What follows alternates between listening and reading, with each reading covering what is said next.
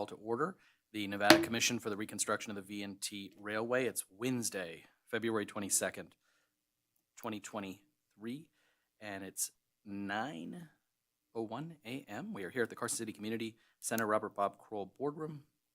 Could I get a roll call, please, Allison? Leah Cruz, David Peterson, Present. Stephanie Hicks, Here. and Clay Mitchell is running late. Yeah, we'll just mark him present when he gets here then, and I'll acknowledge that he's arrived. So, great. If everybody could please stand, we'll do a Pledge of Allegiance. Thank you.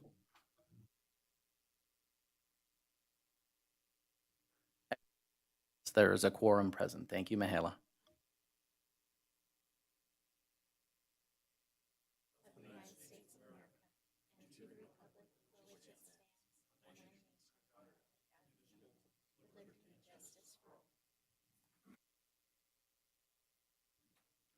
Thank you, Mihaela.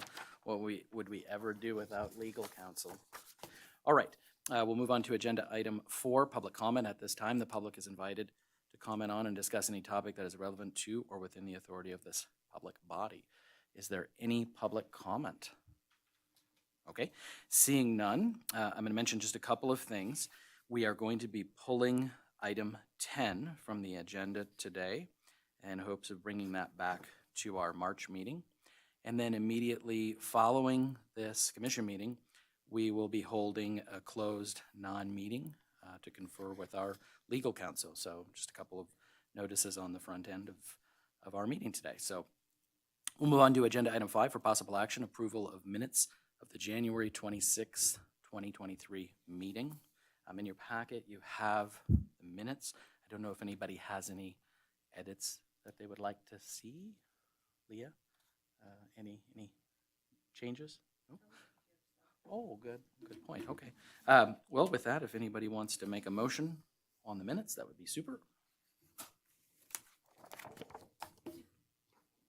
I move to approve the minutes of January 26, 2023. Thank you for that motion. Leah's super excited. No edits. Holy smokes. Do I have a second? Second. Thank you. We have a motion and a second. Any further discussion?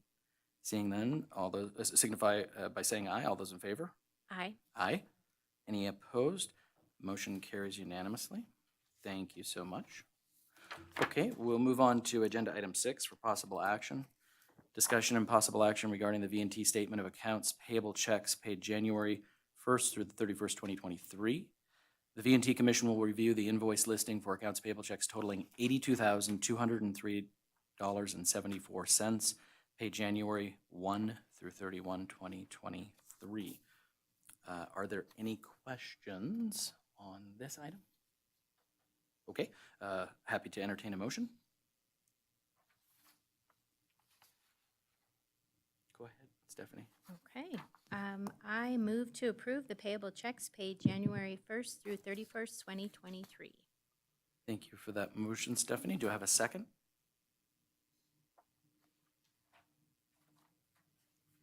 Anybody want to second that? Yeah, by any chance?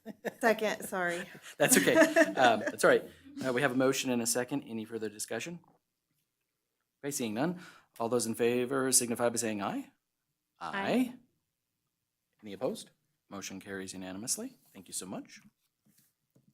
We'll move on to agenda item 7 for possible action. Discussion and possible action regarding the adjusted V&T fiscal year 22-23 budget reports for the period ending January 31st, 2023. The V&T Commission will review a comparative statement of adjusted revenue totaling $980,337.26, expenses totaling $761,548.04 as of January 31st, 2023, and we'll make a determination to approve the report or not. Any questions on the budget report? This is Allison Yes. Bolton for the record. Just a few comments on this Okay. budget.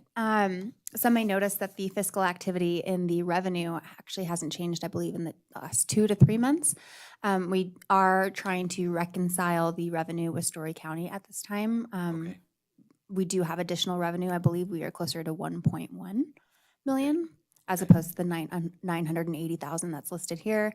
Additionally, some of our expenses also aren't matching up. So we are working on reconciling that with Story County. Thank you, Allison. Okay, so just a quick question.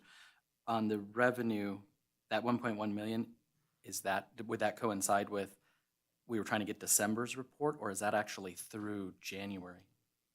Through Through January. January, okay. I Okay. believe the 980 was as of October. Oh. wow, So okay. November's revenue, December's revenue, as well as January's revenue is missing. Okay. And then on the variance for the expenditures, do you know, is it in one particular GL? I think you told me, but I apologize, I forgot. I looked at this a little bit more on Monday, and it's in a couple, but I think it's stemming from our credit card Ah, transactions because there are delays in us receiving those statements. okay, And so I've asked Story for updated budget reports for the last couple of months to see where those discrepancies might be because of the credit card statements. So that's, I think, what Okay. is stemming from based Okay. on my looking at it. So thank you, Yes. Leah. Yeah, appreciate the clarification. The yeah, variance on the expenses are much lower than the variance in the on the revenue. For sure. Stephanie, go ahead. I just had a question. On the interlocal support, so the 315, we've got a portion, most from Story County and then some from CTA. Do we need to do anything to make those requests since we've only got a few months really left in the fiscal year and we want those to come through in post? I do believe the treasurer is supposed to write a letter stating the 250,000, and we can pull last year's and get that moving with Okay, you. perfect. Thank you And for then I bringing can that. address the 65. So we have to make the second bond payment, Okay. which happens in June, because we have to clear enough in the DOT in order for the, whatever the 406 or whatever our last payment is. And then we basically, Chris from my staff, she uses the prior board agenda from a few years ago, the CTA board agenda, and we, issue a check, right, Okay. that way. But unfortunately, the timing, sometimes the check doesn't arrive until July, Okay. right? And so we will need to put it back in to this fiscal year. Okay. Yeah, but we have to wait until we make the second bond payment in order to basically issue the 65,000 from the Gotcha. CTA. Okay. But I don't see any reason to believe that the TOT is not going to come in for us to be able to do that. What I will say, don't kill me, Chris, but once we hit the revenue mark, we can actually technically make the, payment Okay. to the V&T, which I would be happy to do that and have Chris handle that for us, so. Great. Yeah. Okay, good. Any other questions? Anybody want to make a motion on the budget reports or report? I'll make a motion to approve the, I do not have enough coffee in my system today. Budget report, but with period ending January 31st, to approve. I think I said that. Yep. Sorry. Thank you, Leah. Yeah, thank you for that motion. Do I have a second? Thank you, Stephanie. We have a motion and a second. Any further discussion? Seeing none, all those in favor signify by saying aye. Aye. Any opposed? Great, motion carries unanimously. Thank you. Thank you for the clarification there to Allison and Leah. We'll move on to agenda item 8 for possible action. Discussion and possible action regarding contract number FY23-C003 with Dietz Media and Marketing LLC for media services for a not to exceed amount of $15,000 through June 30th, 2024. So this contract with Melissa's company will provide media research, negotiation, execution, reconciliation, and campaign summary reporting to the V&T Commission. And if I could, Allison, I just want to add a little bit of context around this. So this would cover us, and Melissa, you're welcome to come up at any point too, through next fiscal year, basically. So we would have, the entire season ahead of us, this calendar plus through June 30, 2024. And then what I would recommend to my peers is I think we should look at maybe a multi-year option, but I think we should do a bid, like a formal RFP. And what we could look at doing too is with whatever company we want to bring on board, we could have them actually buy the media, right? So it'd be a larger value contract. Right now, Melissa, this is for the commission, but as in commission on the media buy. We as the commission are going to be billed directly by the different channels and medias, like Google or whoever, right? So that's something that we could take a look at, and we could do an RFP.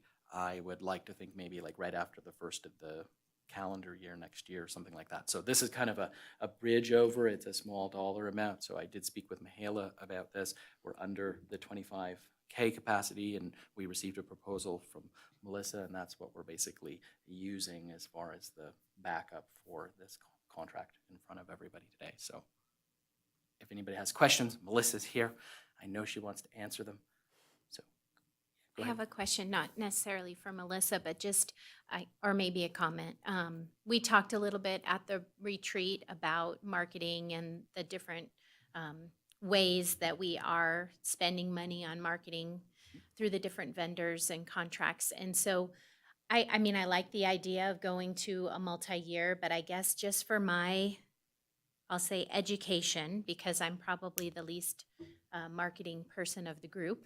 Can we have a little bit more discussion throughout the year of where these funds are going and how they're being spent? Because that will just help me to understand, when I see the dollar amounts cumulatively, that was my concern at the retreat, but I think it's probably just more of a need for me to be educated on where the dollars are going and how they're being spent, and I think that would be helpful.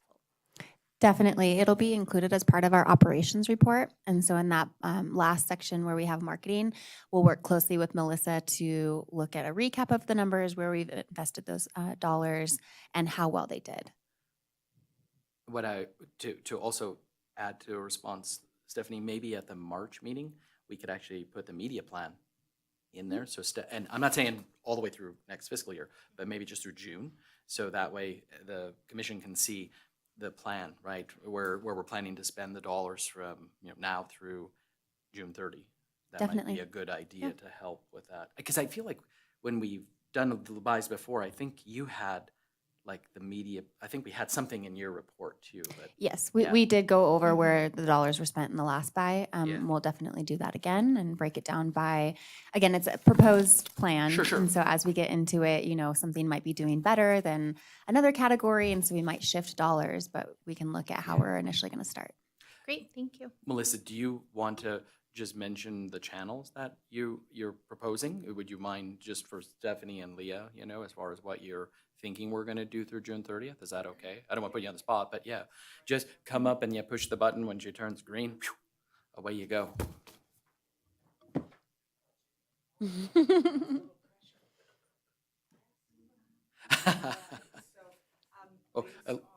Yeah, just make sure you press it, just identify yourself, and then you can go, yeah. My name is Melissa Dietz.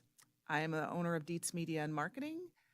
Based on success that we saw last year with some campaigns that we ran for the B&T Railway, we're looking at a very similar media campaign this year that would include outdoor posters rotated throughout Reno on high-traffic surface streets. We would also like to include some television campaign. We did that last year.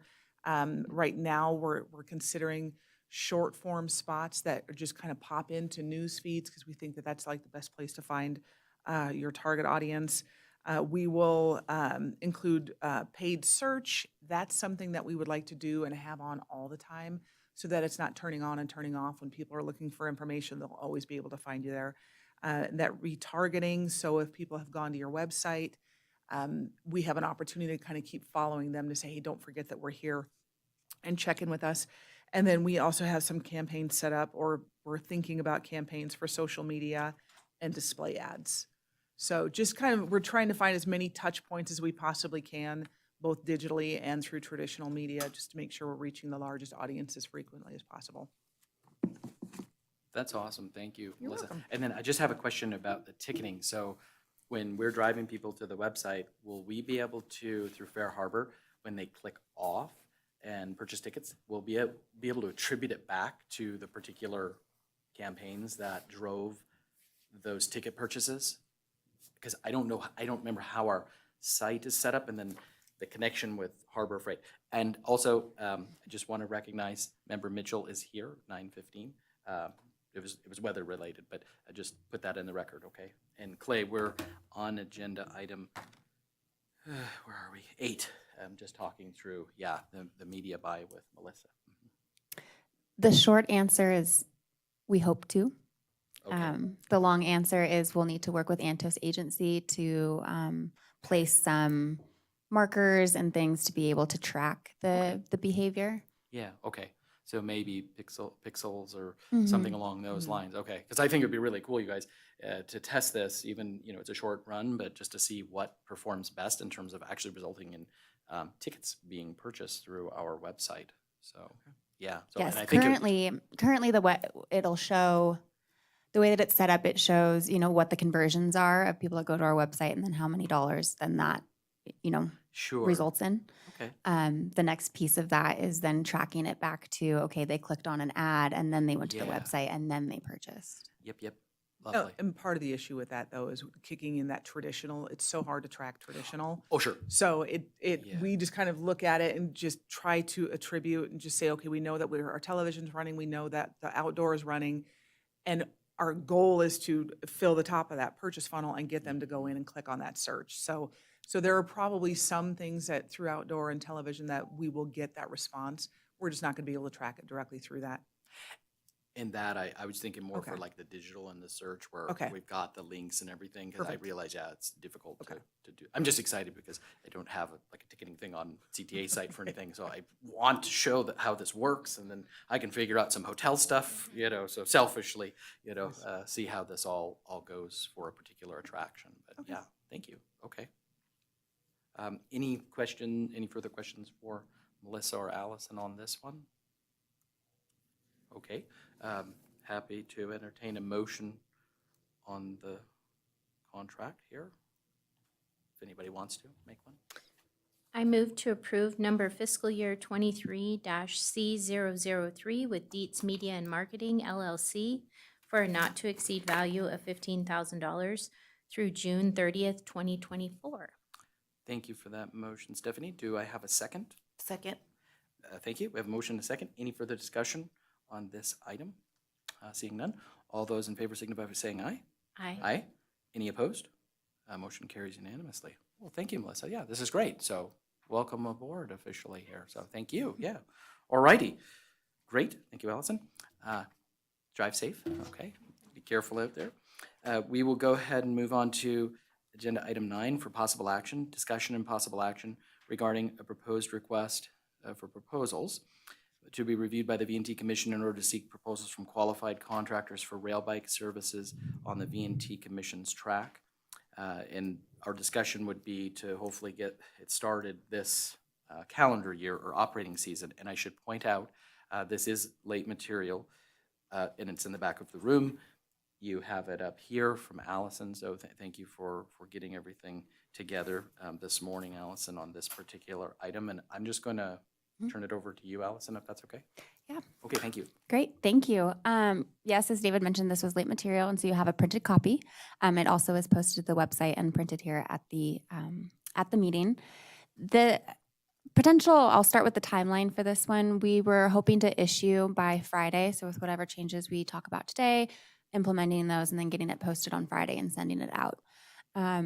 I did a 2-month lead time on this, so where submissions would be due April 17th, and then interviews would be April 26th.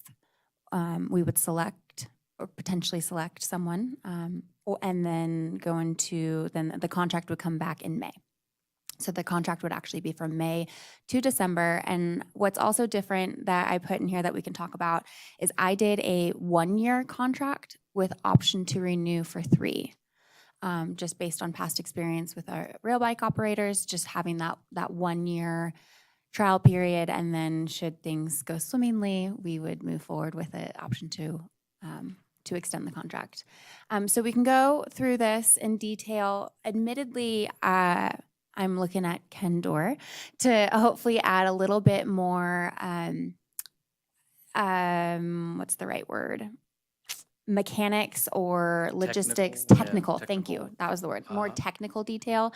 And so you'll see here, I have highlighted when we kind of give outline of the RFP of where I wasn't quite sure in my numbers and if they were correct. So least I'm calling myself out on that one. So if we want, we can just kind of go line by line, unless I'm seeing some nods. That sounds great.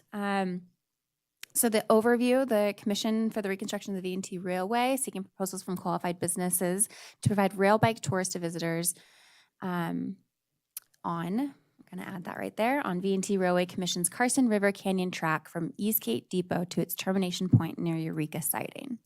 This is my first area of pause to add technical. I wasn't sure if halfway house was the proper technical term. I do believe our past rail bike tours went down to Eureka, then back up past the depot to quote unquote halfway house, and then back to the depot. And so I didn't know if we wanted to be that specific in this RFP, if that's something that we would go towards contracting.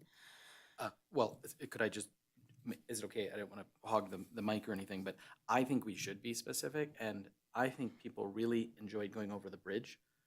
As much as I think the view for me is looking down at the Carson River, people love the bridge, right? The honking and the pictures and all of that jazz. I think it enhanced the visitor experience. So I think we should put our RFP out with that, and then correlate the mileage to, which I think it's 6.5 I have in my head, but yeah, Ken, if we are not, however you would recommend we say that, maybe leave the Eastgate Depot, down to Eureka Siding, back past the depot to the halfway house, and return to the depot, however you feel would be technically correct to say that. I think there's a number of ways to do it, but Eureka, the train rides or the bicycle rides, rail bikes, rides to include use of the track from Eureka up through the Eastgate Depot, up to the halfway house. And then I would just say east of the bridge, approximately 1 mile, east of the Highway 50 bridge. I could give you an exact milepost. That's not going to necessarily mean anything at this point. So I kind of like how Ken. The thing is, you may be able to arrange some additional tours beyond those limits, but it would have to be on a special case basis. And I don't know if that's something you even want to address in the RFP. That's good. May I? Yeah, go ahead, please, Clay. Yeah. It seems since this is the overview and not the details, maybe we don't get too crazy on the itinerary in this section and just say Sure. on a portion of the track between and put the endpoints. Well, you could, how about Lineham Road crossing and Eureka? Yeah, There you go. something like that, Perfect. which helps kind of define it. And then if we want later, we can break down, typically this is what we would expect the ride to be, or elements that we would want to see in that ride. And you're going to refine that, obviously, when you get into operations. Yes, I Yeah. think that's a good idea. Part of the reason, number one, my mind works well when we go general to specific, and so we're right here at the general at the beginning. But also, if we get too specific, I wonder if that limits the creativity or the, of proposers coming in saying, well, this is how I would do it, and it may be different than what we've done in the past, may work just fine, but they may have really good reasons for that. So I don't, Sure. I think leaving it just a little more open-ended with components that are important for us. We do want to get all the way down to Eureka. We do want to cross the bridge. Those kind of things as we get later in, like the scope of work may be a place to include more of the details Sure. or something like That seems logical. I like that. Works for me. Fabulous. So I've just updated it to say to provide rail bike tours to visitors on a portion of the V&T Railways Commission track from Eureka Siding to east of Highway 50 Bridge. Okay. Lovely. Good suggestion, Clay. I like that. Okay, thank you. Proposal shall be submitted in accordance with documents and requirements set forth. Okay, so V&T Railway Commission desires to lease railroad track, parking lot, and facilities to a qualified rail bike business for the purpose of providing tours to visitors. The lease will be located at Eastgate Depot with reference to the address. V&T Railway Commission offers train rides and events. And the commission is soliciting proposals for a lease, may issue one lease, I strategically used the word may there, may issue one lease to a successful bidder resulting from this RFP, will include use of the track, parking lot, and part of the depot. The lease is anticipated to begin, that should actually state May 26th, which would be the date of the commission meeting that the contract would be set forth. The lease will be an initial term of 1 year with an option to renew for 2 additional 3-year terms. I'm seeing some head nods. I'm going to keep going. I was nodding my head, sorry, at the first part. So you're thinking that there would be 6 additional years via 2 3-year terms, so the totality of this could be up to 7. 7, or almost 7, right? Because we're starting in May. Correct. Yeah, so it's like Would 6 be- and, whatever, We would renew 7, 12s. in May of 24. Do you, yeah, It's set with a 1-year term. yeah. So a 3, 3. Does it make sense that maybe the first year is abbreviated so that it gives us the opportunity to do the decision on the extension prior to operating season? I do believe I note later that it's from May to December 31st, 2023. Oh, okay, and then, okay. So I guess it's, Do we just need to pull this 1.3 in line with that initial term of? Yeah, because this number 5 says we can renew for 3 additional years, not 2 blocks of 3. So, because I think we can only go 4 years total, right, with a contract. Michaela, right, because we need to follow probably state rules. I don't think we can do a 7-year contract, can we? Okay. And then my only other observation, should this go through the end of January, because since we don't have a December meeting, technically the contract would expire before we would get the chance to actually renew it.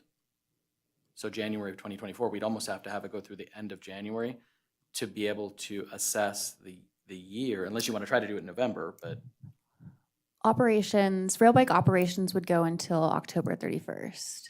so we could bring With it them needing to in be, November. if we look at historical Yeah, operations, the tours ended at the end of October, and then they had 1 week to clean the depot so that we could move Right. in for the Polar Express, because we start mid-November for the Polar Express.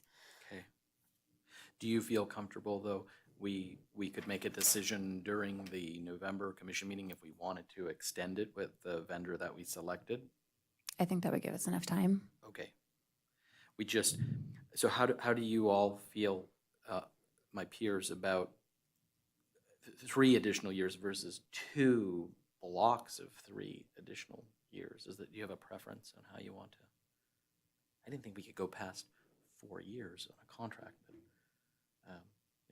maybe I'm mistaken, so. I may have sourced other Oh, okay, state contracts Oh, to pull okay, said okay. verbiage, so I'm assuming that it okay. is okay. Sure. Yeah, no, well, I didn't even think of that, so actually, you're right, so so if that's right, if they're, okay, no, lovely. I did a preliminary Yeah. review. And it Yeah. Thank you, appears that- Clay. So. I also need my coffee this morning. Yeah, I forgot about that. So, okay, so then we probably, if we want to go in that direction, we should change 5, section 5, to refer to 2, however you have it, 2 additional 3-year terms. We should probably put that in 5, that same language. Correct, but I think we also need to back at 1.3. We need to make sure that Thank you. it lines up, because the last sentence says the lease will have an initial 1-year term. Oh, And yes. so It's not a full year. yeah, May so 26th maybe to, the- December 31st. The initial term will be through the end of the calendar year or until Yeah. whatever, and then options to. I like that. Yeah, nope, yeah. Let's, just in case something happens with the November meeting, I'd be more comfortable saying through December 31st, on the off chance we had to do a special meeting in December to not let it lapse, if you guys are okay Or with do you that. want to do January? Does that make sense? I would feel more comfortable with that, just if we need to reconcile, if it's a new operator, right? And if anything kind of goes wonky and we don't get to it in November, then we're special meeting in December versus just, So on 1.3, I have it adjusted to the lease will have an initial term through January 2024 with an option to renew for 2 additional 3-year terms. yeah, January 31st, 2024. Yeah, that's good. Okay. Sorry, Stephanie or Leah, how do you feel about that? I guess I was just gonna ask, I'm a little conflicted with the 3-year term. I think, you know, having 1 year before we renew is good, but I think that if you look at the current situation that we were in, that first year was really good, and then it was the second year that we started having issues. So I almost feel like I wouldn't want to, after 1 year, renew it for a 3. I mean, I think I'd feel more comfortable. I guess either way we can terminate, but do you think that that is a negative to the operator if we went lesser terms? Good point, because they're gonna, There are significant in- startup costs. yeah, they might want a longer, Yeah, yeah, my belief is they would, the stability that a multi-year term gives you is preferable from their perspective. And I would just say, kind of to address your concern, Stephanie, is we make sure that we have termination for cause language that's fairly robust in there. That's very specific about what cause is, and so that we're protected as well. so if I'm hearing you right, you might prefer that this contract goes through the end of December 2024 to give them this year and next year a second full season, just to Well, see how it works? or- Actually, I wanted to do this season with the option to renew being for a 2-year period versus Oh, okay, I apologize, okay, year, or, okay. you know, maybe Sure. 1-2 year period. But I mean, I agree, there's significant startup. So as long as we feel we have robust termination or breach of contract information in there, I think I'd be comfortable. Okay, well, in the plan, Mihaela, correct me if I'm wrong, we're gonna use the state's large dollar contract, which is pretty tight, so we're using that with, That is correct. yeah, so it I has mean, all the we're doing language that in with the agreement we're working on with VTRR, so I'm game for whatever you guys feel is best. David? Yes, go ahead. And this maybe is a question for Mihaela. Do you want to use the terminology non-exclusive lease? Because basically it says, we're going to lease the track to you. What about the other operator? Okay, and I'm not sure, because we're going to get into some operational challenges, which I think are easily worked out. Other people may not think that. But it's obviously non-exclusive lease when other trains are running. And so I don't know if you just want to leave that Yeah, alone or maybe make that non-exclusive. Mihaela, did you hear Ken's? Right, and I think that can be addressed in the contract. Right now, Okay. we're just doing an RFP. Okay. Fair enough. So do we want to make a kind of a decision though on how we want to lay out 1.3 since we have to change 5 and I think one other area? What do you all prefer then to do?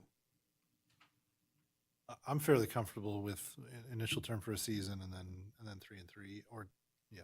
Okay.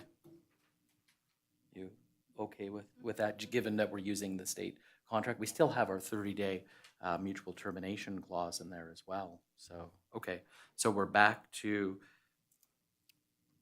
Just to revisit, it currently reads, the lease will have an initial term through January 31st, 2024, with an option to renew for 2 additional 3-year terms. excellent. Okay. And then we'll fix 5 to say the same thing, because that will have Do you- to say January 2024, and then with an option to renew 2 3-year additional terms. Renew 2, or however you have it in 1.3, 2 3-year, okay. Let me get my copy and paste skills. Okay, I will apply. are we supposed to see that or not? No, I don't know. oh, okay, I wasn't sure. If Do you want, 'cause do you want to see my live edit? No, it's okay. I didn't know, because you were saying, but we don't see anything, so. I am more than happy to Yeah, no, plug in. Just give me it's one totally second fine. here. We trust you implicitly. Mm-hmm. At least I do.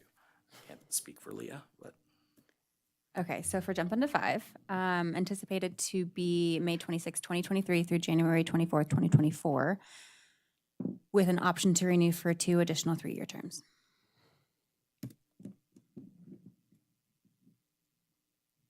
Disclaimer that as soon as you start seeing me typing, I lose all ability to type. we'll stare at Gabe then.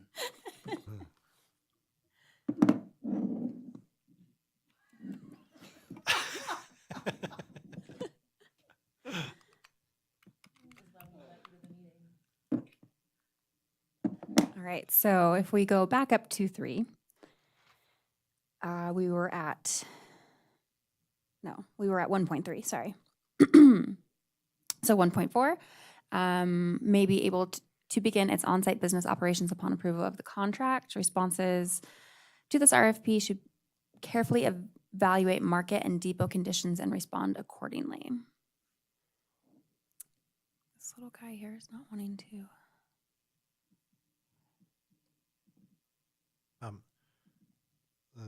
This is minor, but should that be respondents? Or the responses should? Responses to this RFP should, so respondents instead of responses. What are we trying to say Yeah, there? it depends on what you're trying to say. Do we want their bid to carefully evaluate the market and the depot, Or the companies. Are we saying the companies should do Yeah, this? I like the company, the respondents. Yeah, respondents. What I if we think do is both? More accurate, yeah. Respondents and responses. Oh, good point, yeah. Well, the response, I mean, The respondent would provide the response. yeah, the though, response it's is inferred. not an Yeah, it's implied. active. Mm-hmm. Respondents, yeah, I like that.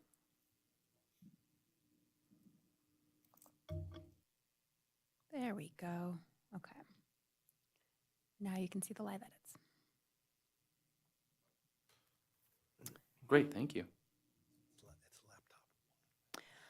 Okay, the response of this request for proposal is to provide V&T Railway Commission with rail bike operation services, including but not limited to operations, ticketing, marketing, and rail bike maintenance. Rail bike operation has historically operated in the months of April through October each year, departing from the Eastgate Depot to Eureka siding and back. This contract works in conjunction with V&T Railway's operational team and train operational team, ultimately reporting to V&T Railway Operations and V&T Railway Commission. Question here is if we need to elaborate at all on the background here with operations, ticketing, marketing, and rail bike maintenance. Also, I don't know if the commission has an opinion on if rail bike is 1 or 2 words. I have it as both. I don't believe I've seen it both ways, I've too, seen it and I- both. It tends to sometimes yell at you or make it 2 words when you have it as 1. So I've been breaking it out into 2, but wherever I see it. Only one of us is a county commissioner to make that final decision.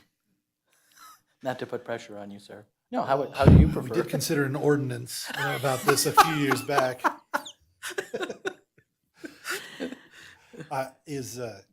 Is rail bike as 1 word copyrighted somewhere? Ooh, I don't know. Or is It's a great question. I'll have to investigate that one. Wow. if that's, to me, it feels safer to do it as 2 words. 2 words, sure. Just not to, put ourselves in a weird spot. Okay. Great. It is in 2 words everywhere else. I think I caught the final All right. 1-word references to rail bike. Okay, operations, ticketing, marketing, and rail bike maintenance. Anything else we want to elaborate on this specific point?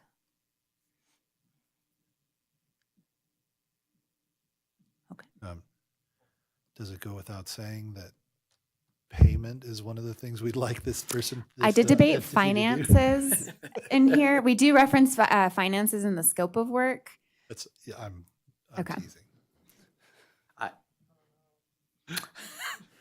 Prompt remuneration of 1/2 of utility payments wouldn't hurt either. I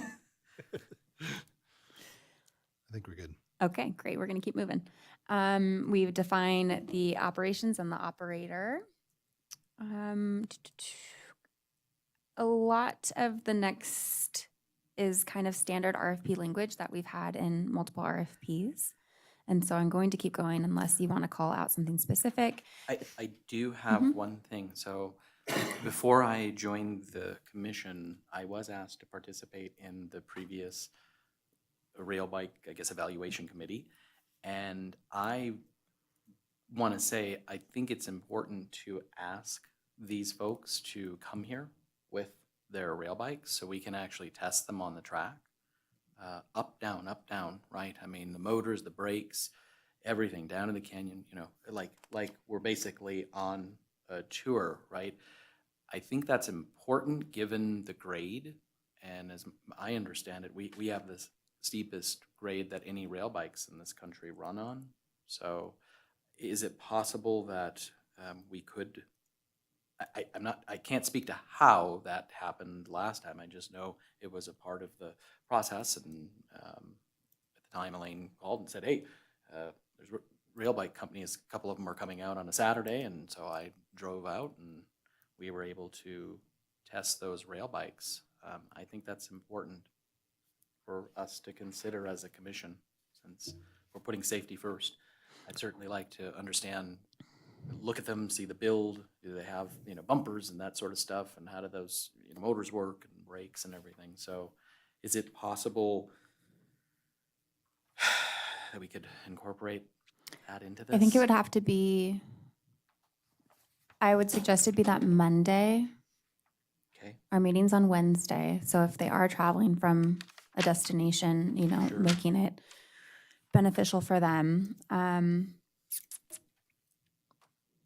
ahead. I think the Steph. selection committee, the short list of qualified proposals and call for presentations or interviews, you might just add something there. That's what I was gonna say, is I think it should be your short list Mhm. that would bring, Narrow it down, Mhm. sure. Yeah, so you're looking at our meeting is on the 24th of May.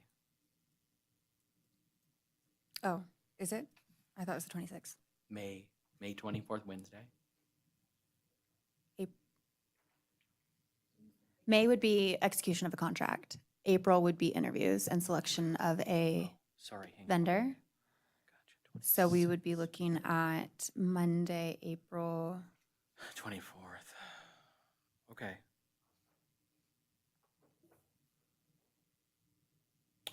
Okay, so what you're, let me just follow along with what Stephanie was asking is, we're narrowing this down to a short list, 2 or 3, maybe vendors. They come out on the 24th. The evaluation committee gets to, ride them, drive. Yeah, what do we want to call that? Call for on-site. I would say an in-person demonstration of their rail bikes or The equipment. equipment, yeah.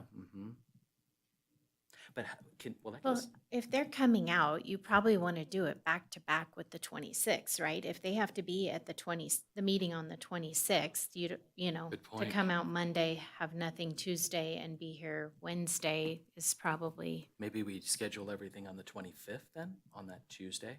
Okay. That works for me. Okay, short list of qualified proposals and call for on-site in-person demonstration on April 25th, 2023, as well as presentations or interviews of those on the short list to present further details. Yeah, and I think Clay was right to, on-site equipment demonstration, just, to be clear that we're wanting them to be able to demo the rail bikes, the equipment. The other thing that I would be leery about, only because I'm thinking back to 2020, is prototypes too, right? I would like to make it such that whatever rail bikes they plan on using, starting June or, the day after the commission meeting in May, that's what they bring, not like a prototype that they're working on. I think it should be the actual rail bike that they propose using on our track, What if you get on the track and you want changes to the bike?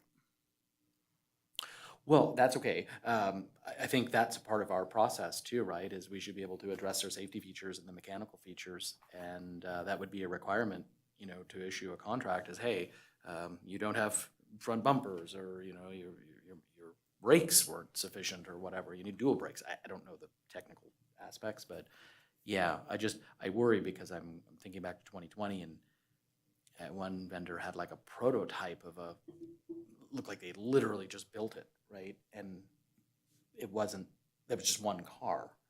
So I don't know. I just, from my experience back in 20. Was there more lead time on that one? I don't know, because I wasn't on the commission. So once I became involved, it seemed like there was a couple of months, right, that, the process took. And I remember coming to 1 or 2 of the commission meetings at the time, and, just as a part of the evaluation committee. But I do feel it was a couple-month process, because I feel like we were up in Virginia City at one point, or we were at the depot or something, and then when the folks brought their rail bikes, of course, we were on the track, so. Because I'm just wondering if by nature of the request, given that we're a month between. Sure. You know, between when they would show us the equipment and when they would pull the trigger, Yeah. does that take care of it? I mean, and we could just include, yeah, you could say non-prototype or fully functional, or, you know, Mhm. representative of what they, you know. I of the like, yeah, equipment to be representative used. equipment. Mm-hmm. Yes, Ken, sorry. Not trying to confuse things, but just as a possible alternative, I'm trying to think to a construction contract. For example, you're getting ready to build a highway or a bridge. You don't require the contractor normally to submit the detailed shop drawings of the bridge until after the contract's awarded. You do, however, have specifications stating what that bridge needs to consist of, what do those technical drawings need to consist of. For example, if you were to say, okay, your rail bike needs to have a certain amount of braking capability, be operational on a 2.4% grade, this and that, 2 seats, 4 seats, and then with the clause that prior to finalization of the contract, the selected party has to then bring their equipment on board for the commission to evaluate. What I'm thinking is, what happens if you get 3 proposals? You probably won't, but they all want to be there testing their equipment the same day. I can just see some logistic issues, and then also with the time frame that you're dealing with, trying to get this contract awarded as soon as possible. So just a thought, you could possibly make that as a condition. Yeah, we're going to give you the contract, but you still need to provide these submittals. In this case, the submittal is also a demonstration of your equipment on the track, that it's going to work in spite of, in addition to a statement saying that, yes, it's safe under these conditions. Just throwing that out there. It's a fair point, Ken, yeah. Do you, could you help us then with, because I'll be honest with you, I don't know how to specify braking power and size of the motor, like I wouldn't even know where to begin. I don't either, but I think Okay. we could do it in a generic standpoint. Okay, You know, and I'm gonna ask Gabe to work on that a little bit, because he was the big babysitter of the last rail bikes people, so Sure. he probably knew every problem they had, so. okay. But yeah, that's something we can do in the next couple days. I That- think you free? Yeah. All right, okay. I mean, it's a. Don't get too excited. That's a fair point. I mean, yeah.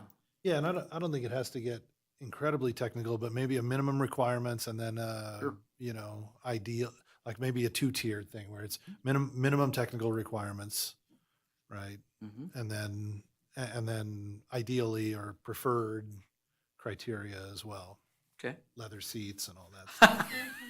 Air conditioned. We did. Heated in the, So- air conditioned in the summer.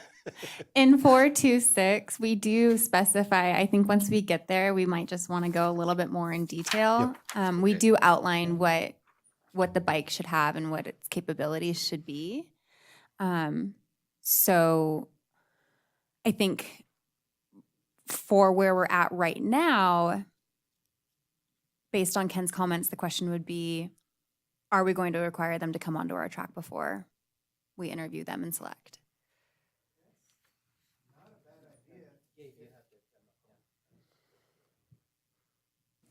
It's not a bad idea to have them come at least take a look at the track, and then like, ooh, we gotta upgrade our wheels because these are tight curves and the wheels are gonna break, or, oh, we need bigger brakes, you know, stuff like that.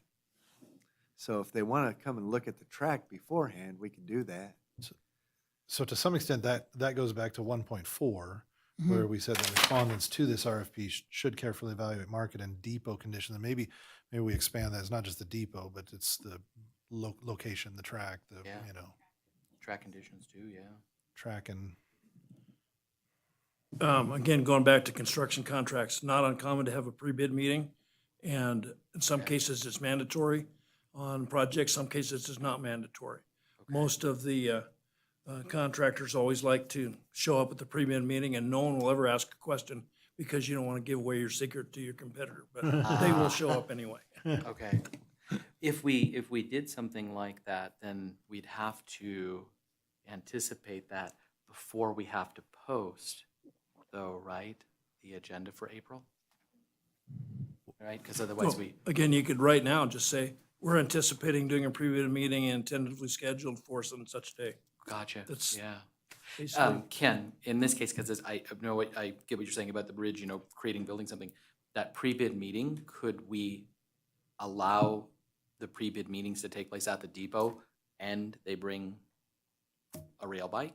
And we're actually, we could address questions that they might have about the track, but also we would get the opportunity to test the rail bikes out. Can you, I mean, I know this is different, but could we do all that at the same time over, you know, not all three at the exact same time, but I would argue that the meeting would be before proposals are due. Yeah. Two different things. yes, Okay. before it comes back. I don't see why you couldn't. We're gonna have a Okay. pre-bid meeting and applicants are encouraged to attend. Yeah. And applicants are also encouraged, if possible, to bring a rail bike to the meeting to demonstrate to the commission representatives how it's going to work on that application. yeah, Does that make I think sense? it's important you guys to see these bikes, I really do. So that, I like, so yes, what was just recommended before the proposal is due. It may be that a vendor comes out and after they realize our grade into the canyon, they're not willing to invest in upgraded braking systems and motors and, right? I feel like that we wouldn't be, I don't want to say wasting the vendor's time, but I guess, I don't know how to better say that, but, you know, going through a whole process and then after the fact, they're like, oh my God, our brakes aren't good enough. And it's $1,000 a car or whatever, you know, so. So I would think that we would add it to 1.4, where we Okay. already are saying that our track depot should be Mhm. carefully evaluated. V&T Railway Commission anticipates holding a pre-bid meeting. All applicants are encouraged to attend. Yes, Great. yeah. So we're gonna, And we could identify a day or 2 days, depending on how many, or, you know, just have a couple-day block or something, because we'd need to coordinate that. I think we should do that during the week, perhaps, you know. I guess we could do it on the weekend too, but, Yeah. I mean, it'll be before we're running, right? yeah, exactly, yeah, so we don't impact anything. Is that fair, Allison? Okay. yeah, I will get with Gabe, because I want Gabe to be there. Oh, my gosh, yeah, And we'll actually enter a date here for Okay. the pre-bid meeting. okay. We need yeah, exactly. Gotta get yeah. Great. Okay, so I'm going to jump back to, where was I? 3.2. We were at in-person equipment, non-prototype, fully functional demonstration on April 25th. Then interviews, April 26th. So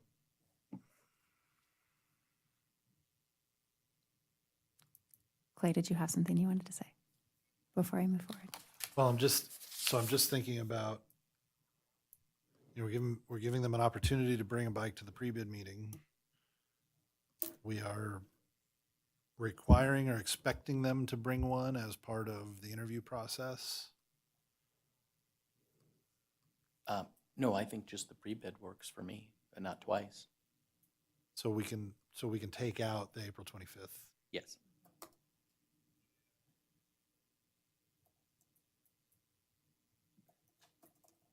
And maybe we just make it maybe we make it a term of the contract itself, that there's adequate testing and inspection Mm-hmm. before before they start going, right? So within that last month, right? We're not taking their word for it if, Yep. Okay, so I eliminated the 25th, and we just have, we'll create a short list for presentations or interviews on April 26th. Yep. Okay, great. Standard RFP language.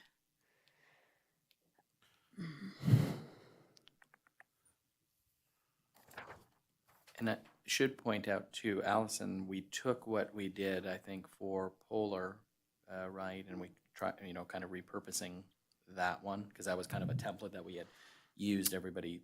May have even more been or before less. Polar. Okay. But yes, we did use Yeah. it for Polar. Yeah, I yeah, see. because there's some references to Polar where we just need to Yeah, I update that. see a Oh, is couple there? in the meeting. Just a Yeah. couple of remnants in Polar, later further Yeah. down. And Yeah. There are actually references to a museum as well, which we may need to Yeah, fix, yeah. update. So we'll get there. Yep. My research has failed me. Okay, so in terms of section 3, I think I caught it all. We should be good here. Yep. And then we get to the scope. Scope of work for rail bike operations will cover the following. Submit a narrative description of your rail bike tour business. Ensure the following factors are included: company history, background, and why your company is qualified to provide the services described in this RFP. Describe whether your company operates services on other state-owned or federally owned property. Formatting things that are going to drive me crazy. Describe whether your company operates services on other, sorry, I just said that one. The length of time your company has been in business providing rail bike tour services described in this RFP. Regional knowledge, describing your understanding of the regional market for rail bike tour business, and visitation, there it is, patterns to the V&T Railway Commission. On 4.2.3, do you think we should just add where we say the length of time your company has been in business providing rail bike services described in this, just the locations of their other existing services? Could we maybe just hybrid that one? I mean, I think history background. You think they will I think put that- then maybe where Yeah, they should. they, I mean, okay, If they don't, it's a miss, yeah, okay, Okay, so okay. don't No, no. include locations? No. Clay's right, I guess they should, hopefully they will, company history, hopefully they'll lay out whatever operations they've previously run and where.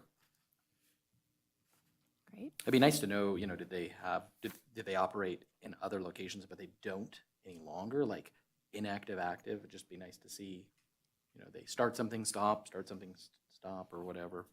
But maybe we can, maybe we'll get that out of that history. yeah. Well, and Dave, you'll get the opportunity to grill them if they make the short list. Yes, yeah. Regional knowledge. Describe your understanding of the regional market for rail bike tour business and visitation patterns to the V&T Railway Commission. And then we get to safety. But can we just say V&T Railway? Thank you. Describe your company's safety record operating a rail bike tour business. Describe how you will promote safe, enjoyable, high-quality experience and variety of visitors to V&T Railway. No, I was just going to point out that would give a bit more color, so to speak, on past operations. Okay, so now we get into the specifics of the bike. Rail bike safety features. Describe your company's rail bike equipment. At a minimum, rail bikes must include steel wheels and electric pedal assist capable of, and here I highlighted, I guessed, 10 miles round trip with 4 miles of a steady 2% grade. Confirm whether your company currently utilizes rail bikes that meet the standards and any possible additional modifications you will implement by the time the lease is approved. Based on our previous conversation, do we need to include 4 seats? Yes. Okay. Quads. And what about the motors? We don't- Electric well, pedal assist. Yeah, okay, so, we won't add any description for right now then, we're saying, because we don't really know how many watts or whatever the motor needs to be. I would argue that I'm not the authority on rail bikes to dictate that. And Ken, Gabe, is it a 6.5 mile down Eureka, back past to halfway, back to the depot? It's about 6.5 miles? Okay. So we could change that to say 6.5. And you guys are comfortable with the 2% grade? Change that to say. Ken, will you, sorry. Can I just scream? With gradients of up to 2.4%. Okay, gradients Okay. up to 2, okay, thank you. I'm going to suggest a couple of exhibits. Yes. Okay, we've got them already pre-prepared. One, we've got a reduced profile of the entire railroad from here to Virginia City, which shows the gradients by milepost, how steep that track is, whether it's positive grade, negative grade, all the way up. You could include that with the RFP then right off the bat. Perfect, yep. I know that was a big concern that from your predecessor didn't seem to understand that a reduced profile at any railroad individual would know exactly what that was, but they will. Okay. The other thing we've prepared, Dave, you'll remember this, remember the Yeah. rail bike? Yes. Rail bike block Yes. plan? Yep. Now, we could indicate that was previous and Yep. could be subject to change, but that would also provide a graphic for, oh yeah, this is where I'm gonna operate, Yes. okay? We So I should, can yeah. get you those, Allison, if you'd like to include those with the RFP as Absolutely. additional information. And But that would, that immediately tells people what kind of gradients they're working with. and I would hope these folks would then have reviewed those materials, and when we have this open bid meeting, they should be coming asking questions about that, right? So they understanding the train, you know, and the operational side of that, the rail bikes, and so, yeah. And again, that plan and the profile ties the Yep. primary operational area together. I mean, I'm still hoping that someday they can maybe run a rail bike all the way to All the way Gold Hill, but that's Yeah. not part of this discussion right now, Yeah. so. That'd be awesome. So do we feel like we can, in this paragraph, adequately describe the minimum technical requirements for the bikes? Because we had talked about doing kind of a separate list, but is there stuff that's not here that's, I mean, if we put minimum seating capacity, pedal assist, and I would also probably suggest adding the word adequate braking. Yeah. Seat belts, bumpers, I think. With the steel wheels, I know wheels were a big issue, Gabe and Ken. We went from the polycarbonate back and forth. So there's something about that, I don't know what you call that resonating vibration or frequency, you know, where as soon as you hit a certain mile per hour, like, you know, the thing just vibrates, right? Your teeth are. So should we dictate the type of wheels or allow for the testing? What would be your recommendation? I would allow for them to decide. I mean, the last people, they had the polycarbonate, but they put backing on it to make them stiffer. Okay. And that was, you know, and then they put those, what they call beauty rings around the flangeways. Yeah. And I don't think steel wheels are unnecessary. I mean, they can make them out of better polycarbonates or aluminum, Okay. you know, in my opinion. I mean, Okay. I've seen plenty other stupid, goofy track stuff without Right. steel wheels. Right. Okay. Allison, also with that paragraph on the gradient, you probably want to say the track need to be go over track up with gradients of up to 2.4% and around curves of up to 12-degree curvature. Okay. Which, without getting technical, is 529.29 foot radius. So just say 12-degree. Okay. In other words, we're telling them right off the bat, they got some sharp curves to Yep. deal with. Yeah, it's not just a straight run. And then maybe the wheel configuration needs to be, take into consideration that operating environment, like Gabe said. Okay. Good. Yeah, I like that. Okay, so I removed steel wheels, added 4 seats, added adequate, I'm just going to go to the beginning. Rail bikes must include 4 seats, adequate braking mechanism. I pause here because I wonder if we need to add some sort of like with a fail-safe feature or double, you know, something like that. I don't know. But again, I am Sure. not the authority on rail bikes. But the braking is something that we're gonna leave it. 4 seats, adequate braking mechanism, seat belts, and electric pedal assist capable of 6.5 miles round trip with 4 miles of steady 2.4% grade and around curves up to 12-degree curvature. Does that make sense? That's correct. Okay. Don't know what that means. Great. Ken, it's up to, right? We want to say up to 2.4%, right? Because it's not, the whole length's not Yes, 2.4. that's so, correct. Okay. Up to 2.4%. Yeah. Yeah. But again, the reduced profile will be, there it is right Will there. show If that. you can't see it, you're blind. So. Right. Yeah. They're not making the initial cut if they. Allison, you can take steady out of there.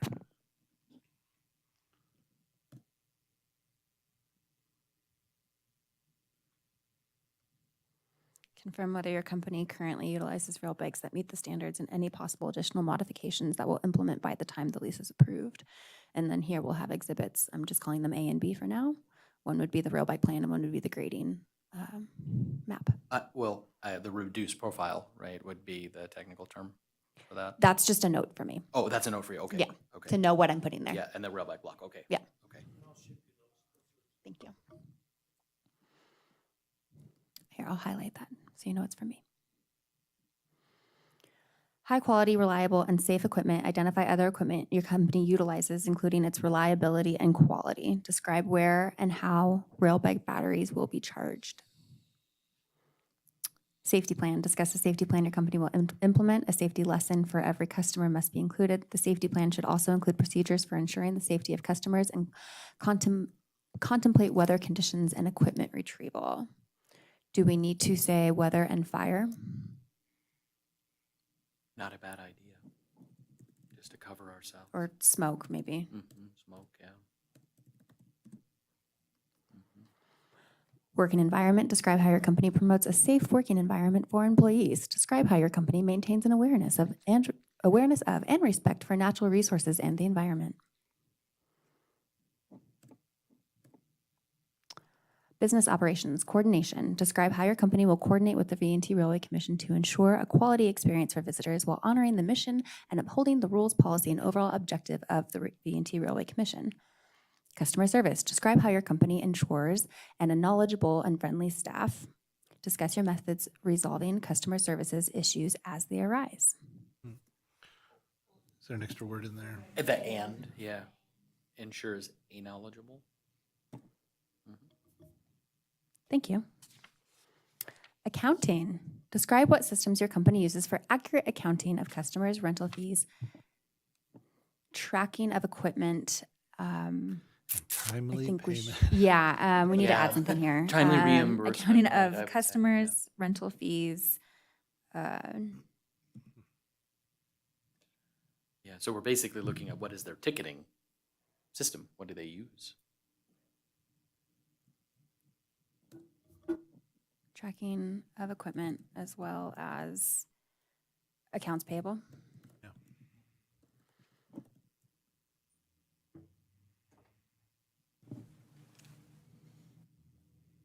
Are we happy with our scope of work?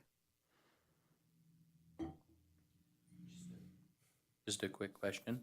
Are we gonna get to utilities? That would be in the And- contract, So, right? Or wrong? well,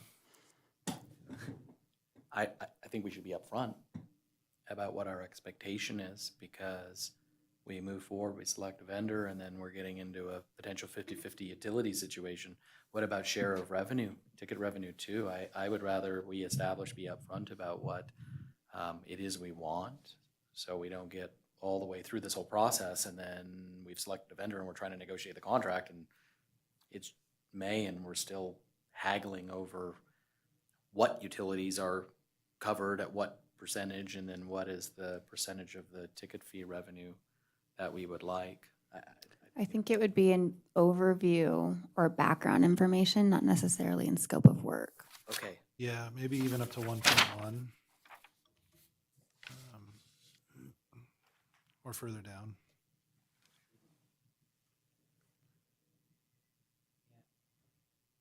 yeah, I go ahead, Ken. This is sort of convoluted. I'm not quite sure where to put this, not so much under business operations, but do we want to advise the potential proposers of what facilities they can use besides just lease a facility? In other words, obviously, they're using the steel building to store, the previous operator, to store equipment during off days. I don't think we can tell them they can use the blue building because it's not ours. That's just gonna have to work its way through the process. Yeah. And I'm not sure if what access they would have to, other than the steel building, for storage of their equipment. Yep. And is that something that we wanna advise them or just talk about it during? I think it would pre-bid? be at the pre-bid meeting and Okay. in the response to questions. Yeah. I mean, essentially during operations, they'll get half of the depot Right. for, And they may do a RFI or, request for information, Yeah. which I'm sure is in there. Okay, now, the $6,400 question. Trying to choose my words on this carefully.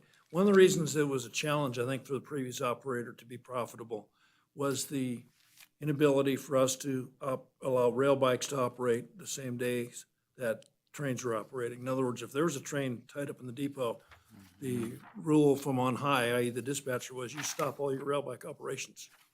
That's not reasonable Right. for an operator standpoint.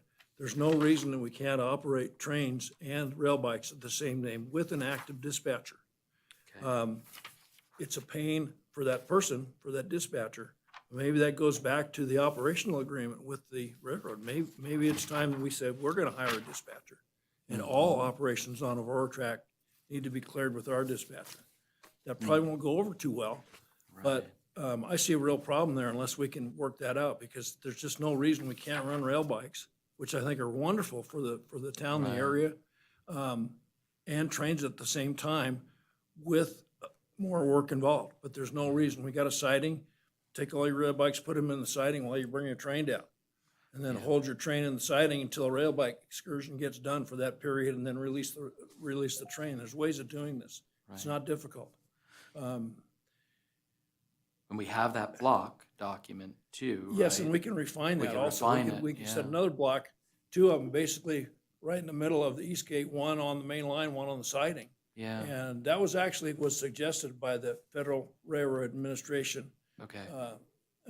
representative, which we met with. We met with, yeah. He actually drew that up. I don't know if you remember that little Yeah, sketch. I do. And there's no reason that can't operate. Okay, But that's a big concern. If I'm a rail bike operator, you're gonna, basically for the entire summer, or the summer the trains are operating, Mhm. on the weekends, I'm losing 2/3 of my revenue. Right. So, and again, I don't know how we address that. That's a tough one. Yeah.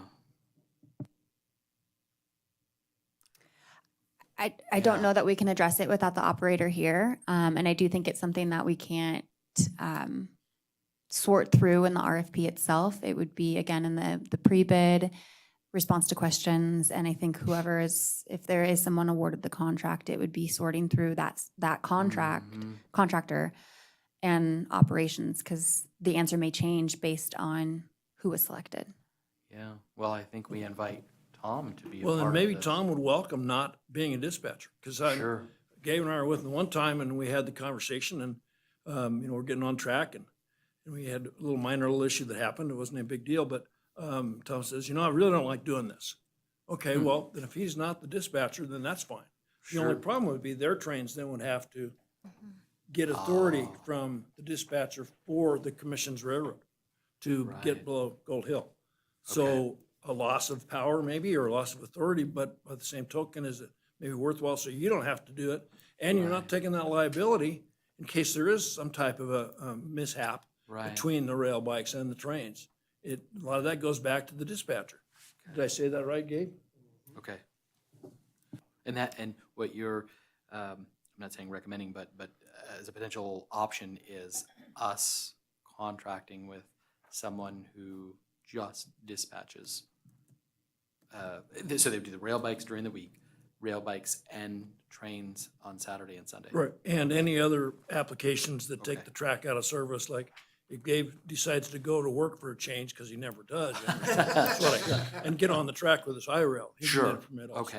okay. And And- motor car stuff, like they would still be responsible This is for- not yeah, a novel concept. Right, Not that we would do it, but there are firms that provide dispatching services for small railroads. okay, And, I think they're out of a call center in wherever, Pennsylvania or some darn thing, but Okay. they do offer that service. is it like a person, Ken, then, that Yes. is Yeah, is you at get a the real body. track? You get okay, yeah, okay. Yeah. It's not You'd want a real remote. body. That's Okay. what you gotta have, because you can't have a robot dispatching trains, in my Sure. opinion. You'll have trains running together big time. Yeah, okay, Or you could hire someone that's maybe retired from the railroad that knows a little bit about operations. I can think of a couple of people right now, but, okay. anyway. Okay. Stephanie, you I had a was just question? going to say, I agree with Allison. I think that's outside of the scope of this RFP, and we need to agendize that and have a different conversation Mhm.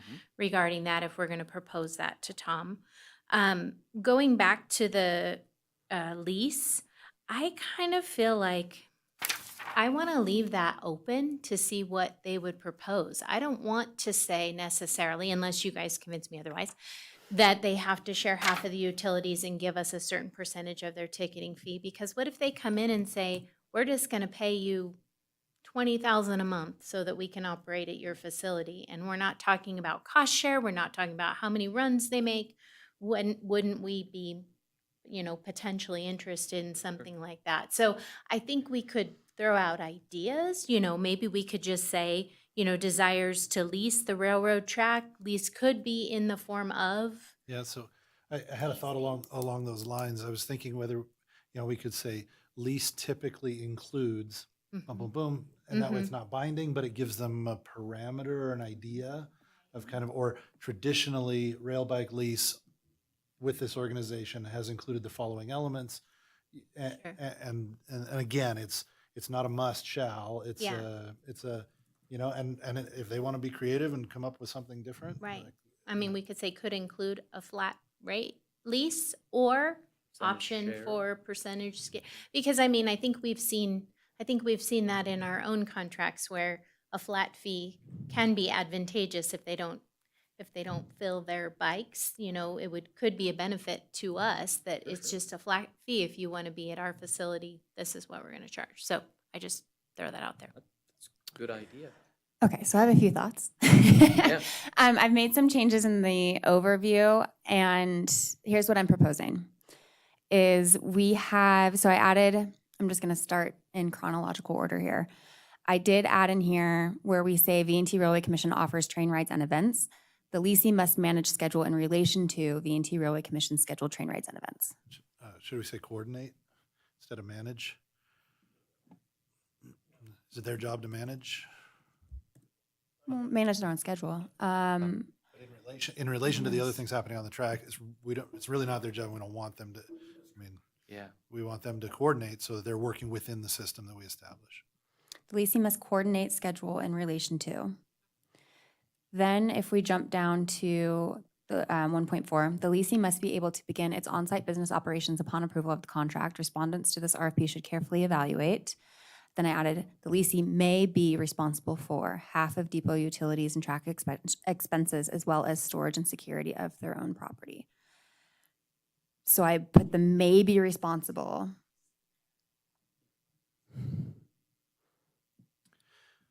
To give the illusion that that is negotiable. And then what I would suggest is then when we go down to scope of work, and I'll pop back up because I know, Clay, you have thoughts. Under business operations, this is where we could, maybe even under accounting, we say, outline preferred revenue share. I don't know how we want to say that.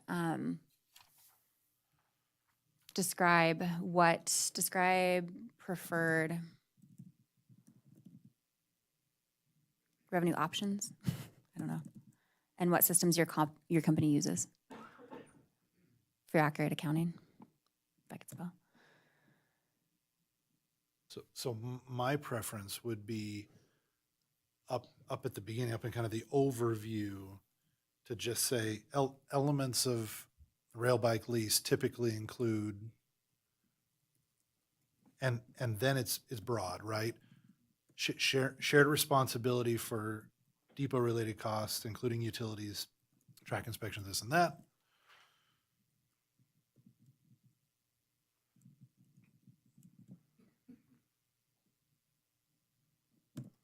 Elements of rail bike, 2 words. Elements of rail bike lease of a rail bike lease. Elements of a rail bike lease typically, told you I can't spell, include revenue share as well as half of depot utilities and track inspections as well as storage and security of their own property. I wouldn't say half, I'd just say, shared responsibility for depot expenses.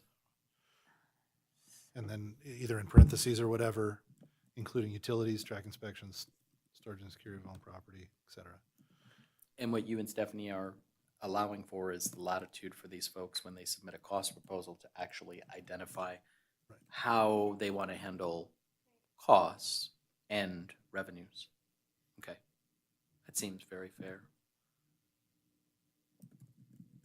I think we were in the predicament we were in based on what happened in 19 into 20, right? So I like the idea of the flexibility.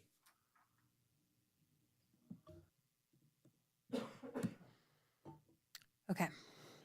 Yeah, and you might even just say security and security comment, et cetera, right? Because if we're talking about sharing costs, you can kind of just leave it open-ended there. And specifics will be negotiated with the contract. Okay. And I love that, et cetera. Allison, one comment on 1.5, change bid to proposal, pre-proposal. I've got a little habit of bidding projects for the last 40-some years. It's pre-bid, but I think this is a pre-proposal meeting because it's not a formal bid per se. Yeah, good point. They're not building something, right? Yeah. Okay. We were on 1.4. Elements of a rail bike lease typically include revenue share as well as shared responsibility of depot expenses such as utilities, track inspections, storage, and security of their own property, etc. And then we have changed 1.5 to state pre-proposal instead of pre-bid meeting. So we were at scope of work. Safe. 4.2.12. And we were discussing describe preferred revenue. I said options and what systems your company uses for accurate accounting. What specifically are you trying to say with revenue options there? Flat rate, revenue share.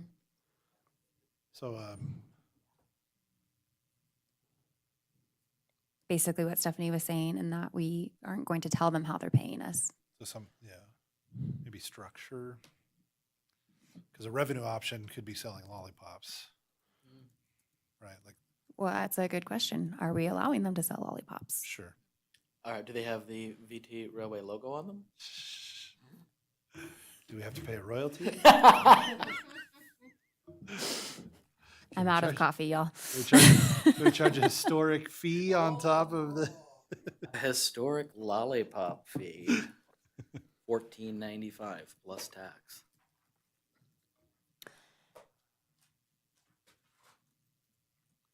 Any other thoughts on scope of work? No, okay. No, I like these changes. These are really good, you guys. I believe we already updated 5. I'm just gonna do that, pull that to the next page. On our footer, I'm just thinking out loud, we can always fix this after, but maybe we update the footer with the RFP number for this. Use our old sequencing for RFP, when we release the RFP. Is it not 2023-01? Is it something different? Is that what you and I talked about? It might be 02 now, right, if we release it in February? Oh, the first RFP of the year. Is this our first one or our second one? It's our first. First. Oh, lovely, okay. That's right, because you took over, okay, sorry, I was thinking about last summer, sorry, okay. The first gift of Christmas. Yes. Okay. So is our footer correct or no? Yeah, no, I think you're right, because we did the polar, technically must have been last fiscal year, not over the summer, so, okay, sorry, yeah. Beautiful. Okay. Perfect, lovely. Great. You were all right again. Allison, just on 6.2, submit to one of the following, maybe it's just the following. Mm-hmm.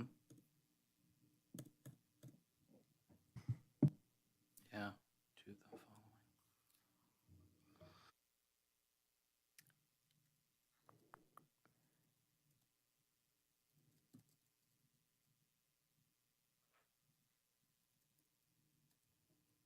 We could definitely move up the questions, if you'd like.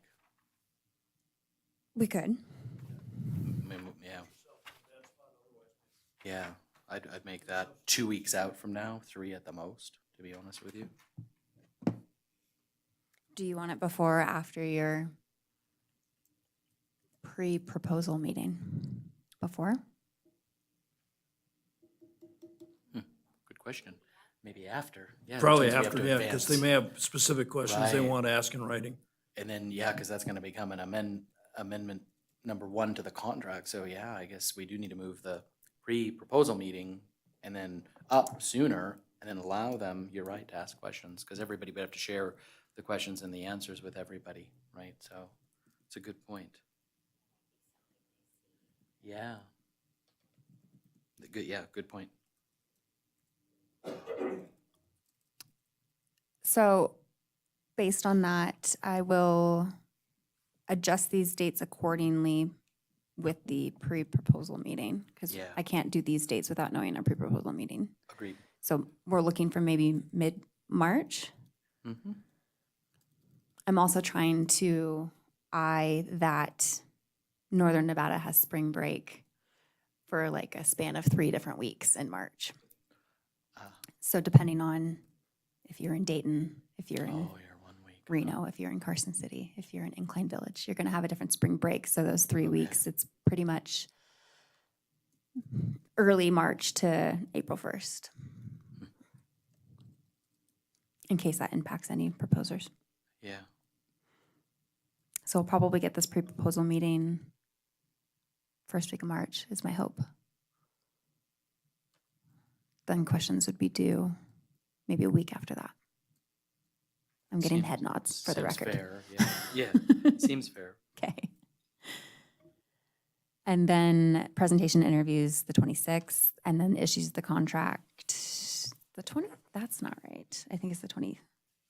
I think our meeting says 24th. 24th. Mm-hmm.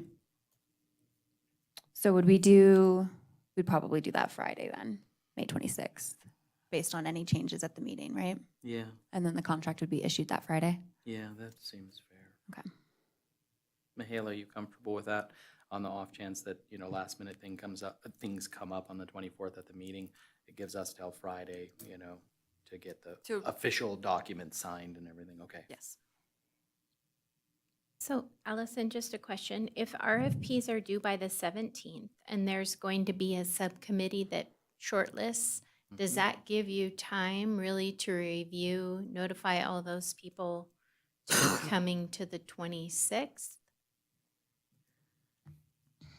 Admittedly, that date was based on giving them longer time to submit said RFP. But you're right, if you were preparing a presentation, in my past experience, a few days is quite difficult. Right. Yeah. And you're going to need a couple days to decide who's Mhm. shortlisted. Mhm. So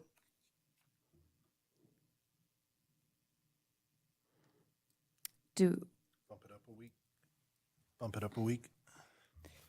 Mm-hmm. April 10th?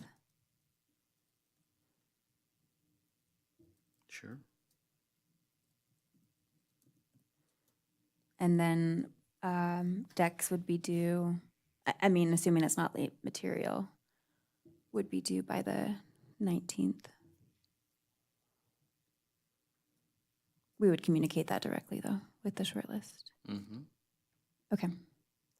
So I'm going to unhighlight so that I know that we confirmed these remaining dates here. We will release on Friday, and I will get with Gabe on these 3 here. Lovely. Do we need to backtrack? 3.2, oh, no, I highlighted all the dates, so if any dates change, I go through all the dates before I post. okay, yeah, I was gonna say RFP submittal deadline on the cover page. That may be the only place where it is, because we changed that date. So. Mhm.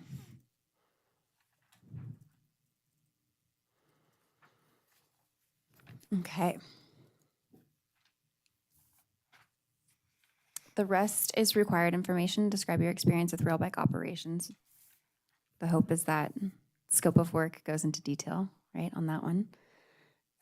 Key personnel, project approach, cost proposal. Ellison, do you want to just say cost proposal? I think the basic and special services is a throwback from when we did Gabe's initial contract way back in the day, where it's the regular stuff he's doing plus special stuff we want him to do. Okay. So, and unless you've got something specifically identified it as a special rail bike service, but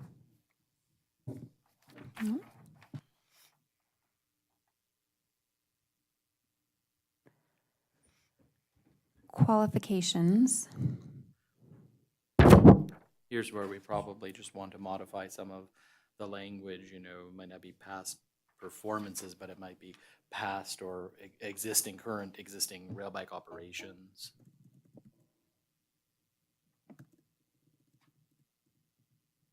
And I know we were taking from a pre-existing document, so some of this might have been polar-oriented language. Even prior to that, Yeah, or before that, yeah. I think operations, honestly, the RFP that I responded to. Oh, okay. Length of time in business, past and current rail bike operations, capabilities to perform, size of the organization, project manager, support staff, and any other pertinent information submitted by the proposer. Anything else? Ken or Gabe, please, if you feel something is lacking under this section, feel free to chime in. What if we, I don't know if it would, now I'm gonna get into math, but the bike itself. Yeah, Oh, yeah, good point. is that just part of the qualifications?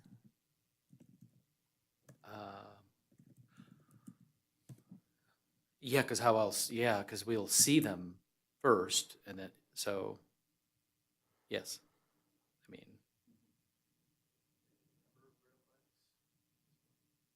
yeah, good, yeah, right, good point. There could be an Ely situation here, which we definitely don't want, so. Would that still fall under specifications though? Or do you want Rail by quantity and specifications? Maybe, can it be? capacity? Capacity, yeah, rail bike capacity, there you go. Rail bike seat capacity maybe, or something like that, yeah, or no, capacity I guess is good. well, and that's good because it describe your rail bike. Oh, Basically yeah. is all you're asking them to do, and how many Perfect. do you have? Yeah, okay.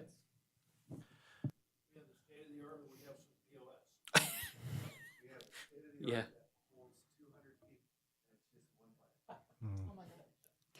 I wonder, I realize this is out of 100, but I think safety, is that its own category or do we put safety under qualifications? Because I do think that we need to put a heavy emphasis on the safety of the bike and the operation itself.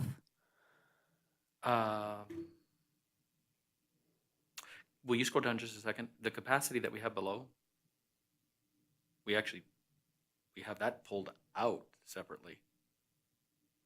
So I didn't catch that, so now we have that Yeah, in some two might argue places. the capacity of the team versus the capacity of the bike itself. Ah. Yep. Okay. Yeah, where could safety? You could have enough bikes, but you You don't have the staff to run them, yeah. don't have, Safety is obviously is paramount to what we're too doing. small of an operation to run them. Mm-hmm.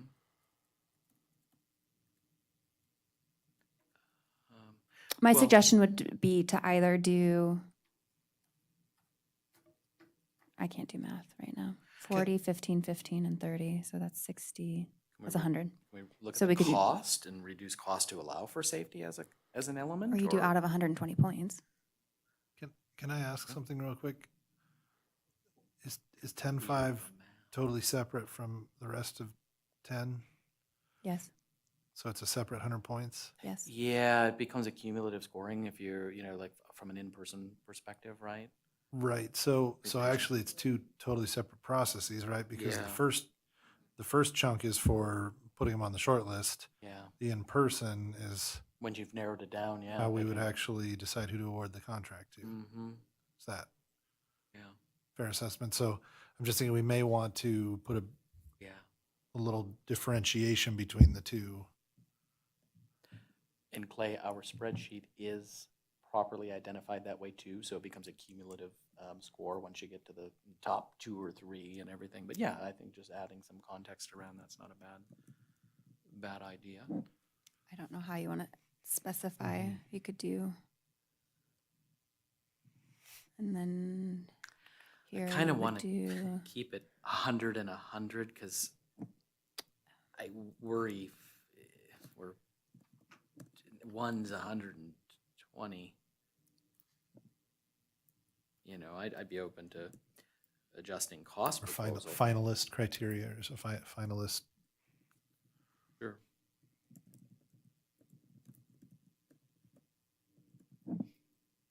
Although cost now does become probably more important by virtue of leaving the flexibility for people to respond as they see fit, you know? Allison, on the pre-interview criteria, it might just be proposal criteria because it's going to be the written. Thank you. Going very Allison, on literal. the last sentence in 10.3 capacity, do you want to drop that last sentence? To me, that's a little bit ambiguous because you've said that you're already scoring that weighted to maximum of 15 points. And so do I take that as a contradiction possibly if I'm looking to pick holes and things? Yeah, Yeah. it looks pretty wordy. Yeah, you can dump that. Yeah, agreed. Good catch, Ken. You know, maybe we can address the safety concern that you have underneath number 3, or, okay, yeah, or I was gonna say rail bike capacity, specifications, safety features, or, you know, I don't know.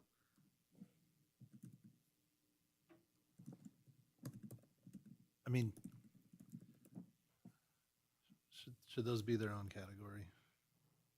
Could be. We could- It just seems like a bit of a stretch grouping Okay, the physical characteristics of the bikes with the qualifications of the company. It seems like kind of Okay. a broad stretch. well, let's pull it out and Pull maybe, 10 points out or Yeah. something and do it Yeah. as a separate. yeah. You know, we could take capacity down to 10. I don't know what I don't know if you want, yeah, well, wherever you, yeah, I agree. Yeah. Make it a 10 pointer. Oops.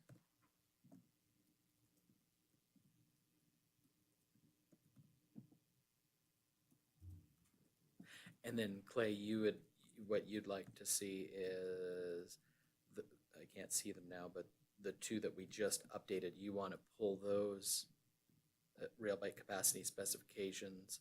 You'd like both of those to go under safety. Yeah. Yeah.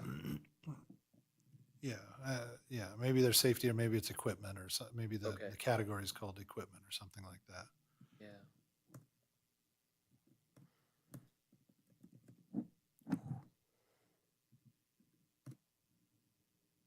Mm-hmm. Looks good. Should that be a little higher though than 10 points? I mean, that's a pretty important component of this. Maybe we take an additional 10 from qualifications and Sure. bump up Make equipment. it 20. Yeah. Good. Safety third. Yeah. Yeah.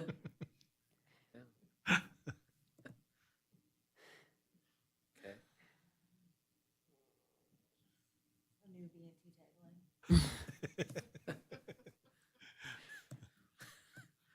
My goodness. Formatting's going to kill me right now. Okay, so is my math right? We've got 30, 20, 10, 10, 30. Okay.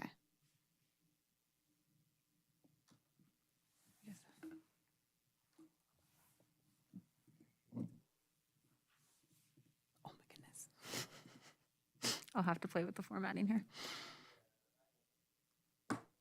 Okay. Formatting, we can Mhm. fix this. It's something weird. I see that with the spacing. Yeah, my No type A worries. is gonna twitch a little bit, but that's okay. And then we have our finalist criteria. So we've got proposal criteria. Since we added one, I think finalist needs to be 10.6, and it needs a little bit of massaging on the specific wording. theater production Ah. services under A. Thank you. Rail Rail bike bike. operations, yeah, I Yeah. mean, keep it simple, yeah. Yep. The presenting person adequately identify rail bike personnel and equipment necessary, yeah. Mhm, Yep. mhm. That's operation. It's Told French. you, I lose all ability to type when I'm in the hot seat. Okay.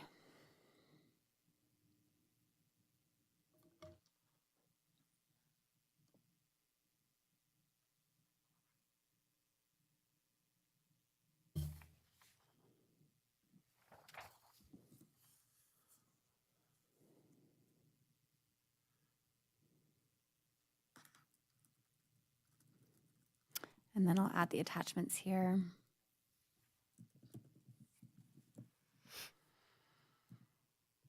Whew. Did we do it? Oh my God, nope, I can't type. Can't type. Okay, I'm gonna throw one little last wrench. The cost proposal form, do we even need a cost proposal form? We don't have specific, I don't think, specific quote-unquote bid items, which would normally be, okay, here's how much for this widget, here's how much for that widget, and, or here's how many hours, and here's our man-hour rate, or just give us a cost proposal. And again, that's throwing that out for thought process on that. I mean, obviously, if it was a construction contract, we would definitely have, you know, a number of bid items depending on the complexity of the project. I see what Ken's saying. We want them to provide us a cost proposal, but it doesn't necessarily have to be on our form that we provide. So I think we can change it to just, we wouldn't include that as an attachment, and then up above, you wouldn't call it a cost proposal form. You would just say cost proposal. 12.5, yeah, also. She was reading your mind, Ken. Wow.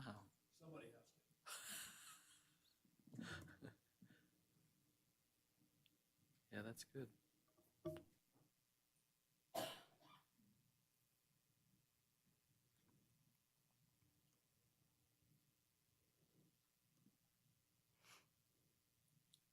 In fact, I think we can probably get rid of 13 altogether. We can throw 13.1 down under the confidential information paragraph. Because if we don't have a cost proposal form, you don't need 13.2. So the whole point of 13.1 is to say your cost information can't be marked confidential. Like, it has to be open. And so that seems like you can just add that sentence to the end of the paragraph in 15.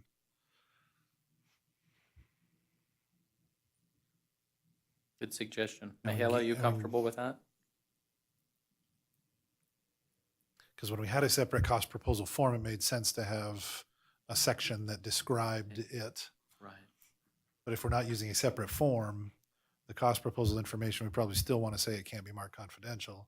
Mhm. Maybe when you do it 15, break it down into 15.1 and 15.2. Perfect. Because, yeah, I think Yeah. it's a little bit different than Yep. information that typically will be kept confidential. So that 15 will become 14, right? Because we're getting rid of 13 Yeah. and break the new 14 into two separate paragraphs.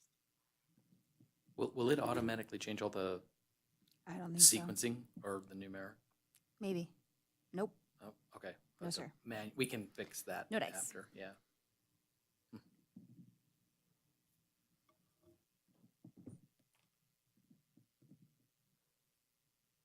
So is that what you were thinking, Clay? Combining the two? So 14, the text under 14.2 can just go away. But the paragraph needs to be any information. Yeah, there you go. And then the second one becomes 14.2 and you're good to go.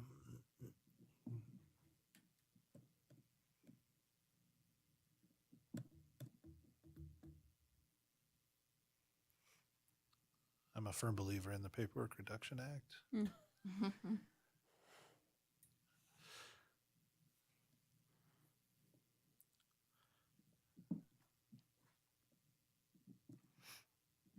Okay. Any, I think it's just formatting at this point. anything, yeah, anybody sees? Any other suggestions from anyone? Is this contract termination stuff weird? In an RFP? Well, we're kind of, so it does go out for state agencies, so I'm just kind of using, I know we're not a state agency, we're a state commission, but I'm just using some of that. We're an orphan commission. Yes. Just to kind of cover us, Okay, that's the fine, yeah. process Yeah, itself. thinking back to my contract, everything is referenced to the RFP and what Yeah. I put in my RFP. Because it becomes in the state packet, attachment A basically is the RFP, right? And then the response, we'll probably, insurance BB, vendor response, CC, right? So it just becomes a part of the overarching contract packet, so Mm-hmm. it's kind of cumulative, I guess. Mm-hmm. Mhm. Well, this is easy, you guys. Jeez. I allocated 3 hours to get through this one, and we're way ahead of schedule here, so thank you, I'm just everybody. gonna highlight this so I know to look at the numbers. Because all these numbers are gonna need to change. Okay, Okay. Sorry, 17 references Exhibit A. Is that proper? It says insurance requirements is delineated in Exhibit A. Does our Exhibit A actually talk about insurance requirements? We'll have to we make that do a different, need, yeah. yeah, So we'll it'd be have to Exhibit C relabel that. then, since we Yeah. added A and B. Yeah. Yeah, good catch, yes.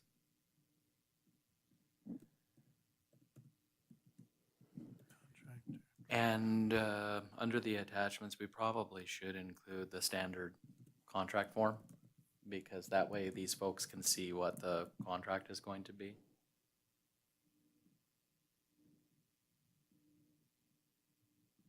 Lovely. The evaluation form, since we have laid that out in the actual RFP, I think we can take that out, because we actually put the evaluation criteria in so they know how they're being evaluated. So I don't think we have to attach our actual Excel file by virtue of laying out the criteria. I'm pretty Yeah, sure that it's that's just the case, it's yeah. exactly the, Yeah, so you can drop that if you don't mind. And does that change the reference we just made? No, because it was like kind of like the Excel file, that would, yeah, so. okay. All right. So we're still on 9. I don't know if there are any other edits or anything. If we feel comfortable with those changes, Allison, later today or whatever in the morning, if you want to just send me that, I'll just do a final read through again. But we do have this as a motion, action item just to approve. And I realize we're trying to do a motion with all the changes, maybe just say with the changes noted or something. If anybody wants to make a motion on agenda item 9, that would be awesome. Okay. I move to approve the request for proposals for rail bike services as discussed on the record and the finalization of said RFP with the chairman and to be published by staff. Great, thank you for that. Maybe just add, we'll post it to the website, and obviously we've been collecting rail bike companies, so we'll direct email them as well. That's perfect. Okay, thank you for that motion, Allison. Do I have a second? I'll second that. Okay, thank you, Clay. We have a motion and a second. Any further discussion on this item? Okay, seeing none, all those in favor signify by saying aye. Aye. Aye. Any opposed? Motion carries unanimously. Thank you, everybody, Gabe, Ken, Leah, Allison, my peers. That's great. I'm looking forward to this releasing on Friday. Okay, with that, we're going to go ahead and move on to agenda item 11 for discussion only. These are our monthly non-action items. We're going to go ahead and skip 11A because we just had our retreat last week. so we won't have an operations report. Okay, so we'll move on to 11B. I know Tom is out of town, so we'll go ahead and skip over that and go right to the engineer's report. 11C, Ken Dorr, take it away. I can't switch gears that fast. Oh, no worries. Take your time. There you go. A couple of things. As per previous discussions, I solicited a couple of different proposals for ultrasonic rail testing. And there were two firms I got a hold of. One was Sperry Rail Services. They've been in business. They just started about 1922, so they've been doing it for a while. And Herzog Rail Services, and they've been in business for at least 30 years. What that does is basically they run a portable, in this case, high rail type vehicle up and down the track, and they run a little ultrasonic rail detection. If they get a ping, then they'll stop and do a little hand investigation, and they can determine very accurately if you have a rail defect that's incipient, and what you're trying to do is avoid a broken rail. We have pretty much taken the policy, i.e. the commission, to do it every 4 to 5 years. Last time was done in 2018, I believe, so we're basically due, sometime in the next year or so. There is no requirement that we have to do that. Now, the big railroads on their main tracks, they have to do it at least once a year. The short line railroads on their main tracks have to do it, I believe it's every 2 years. There's no requirement for us to do it at all. However, a broken rail under traffic with passengers tends to ruin your whole day, potentially. Not quite as bad as an Ohio type situation. So something that we've probably done, and I think it's a good idea to try to find a defect ahead of time. And plus, if we find a defect, then Gabe's got to go to work and fix it. So Yeah. replace a rail or, And Ken, so we did discuss this during the retreat. okay. And Tom was actually there, and we would like to do this in May. And he wants his track tested too, but he mentioned something about he's having some welding done on his own track. Yeah. So we would like to do it in May before, you guys have to correct me if I'm wrong, before Memorial Day weekend, I think is what Tom was asking to coordinate with both of you to get it done before Memorial Day weekend in May. So we do want to proceed with the ultrasonic testing. And again, let me follow up on that. Again, the two proposals, I misread the one proposal. The Sperry was pretty expensive. They've gone up consistently. They're $10,000 roughly, and then Herzog's almost $8,000. They're a little bit cheaper. Now, one thing I did mention to both firms is that we would try to schedule it in with other work they had on the West Coast. So whether we can tie it down to May or not, I'm not entirely sure. I mean, I can understand that, we don't want to fix any defects. My initial conversations with Tom was that he didn't want to participate because he had budgeted money for rail expense, if you will, welding expense. But I'll touch base with Tom. Yeah, if you would we'll do that, see what we because can he do. certainly seemed that he wanted to coordinate with us to do that. And it so- may be which firm can get out Sure. in May. And I would wanted to get it done, Yep. if possible, before the end of the fiscal year, because there's no way that Gabe's gonna burn up the rest of our maintenance way budget I can do it. Yeah. No, that's before the end of the fiscal year. Ken, I think there's a call for you on line 7 outside the room. No, that sounds great. Okay, let me follow up great. with that. Okay, thanks for the feedback. Of course. The other thing I had in your packet, just a little housekeeping item, I wanted you to see what, basically, once a year, Tim Blaylock, who is the Nevada State Public Utilities Commission Rail Safety Supervisor, and, has a lot of railroad experience and as an inspector over the years, and pretty decent guy, fair guy, and very knowledgeable. He asked if we could take his yearly trip, which turned out to be on Pearl Harbor Day, December 7th this last year. And his computer was down, so he just finally gave me the report here a couple weeks ago. Not to get too technical, but there's 2 items he wrote up. Item number 2 was he found some loose bolts on a joint bar around Eureka, which Gabe fixed the next day. Not an FRA defect. And the other note that he had was that he did not know any defects on the entire track from Eureka up to Gold Hill. That doesn't mean there's not some there if you really want to look. Just to regress real quick, FRA track safety defects are all based around the operational speed of that railroad. There's 6 classes of railroad safety standards based on the speed. we are under class one, the slowest, generally the slowest speed. There's one other category below that, but class one, which allows for train operations for freight trains of 10 miles per hour and passenger equipment of 15 miles an hour. Most of our railroad is class one from a speed standpoint. There's one stretch on half a mile either side of Lineham Road where that new alignment, we didn't have to use the sharp curvature. We actually have that as quote unquote class two, which we're allowed to run based on class two standards of 25 miles an hour for freight trains and 30 miles an hour for passenger trains. We've got a maximum speed there of 25. Bottom line is, when you see, I guess I'm trying to get at, if you see a little defect in the track, you have to back up and say, okay, does this violate those standards? Does it within those minimum standards? You try to get things fixed before they get bad, but you don't panic unless you say, wait a minute, your gauge is 1.5 inches wide, or you're way out of level on your track, or your alignment's shot, or there's some other defect, there's equipment or brush running up against the track. All those are based on the operational speed. And again, we're at the low level. So, you know, what we encourage, and Bill Willits, one of the engineers for Tom, he calls me all the time. If he sees something that looks out of whack, Bill, Ken, can you go look at this? And we'll go look at it. And I encourage that. You know, if you guys see something, please tell us.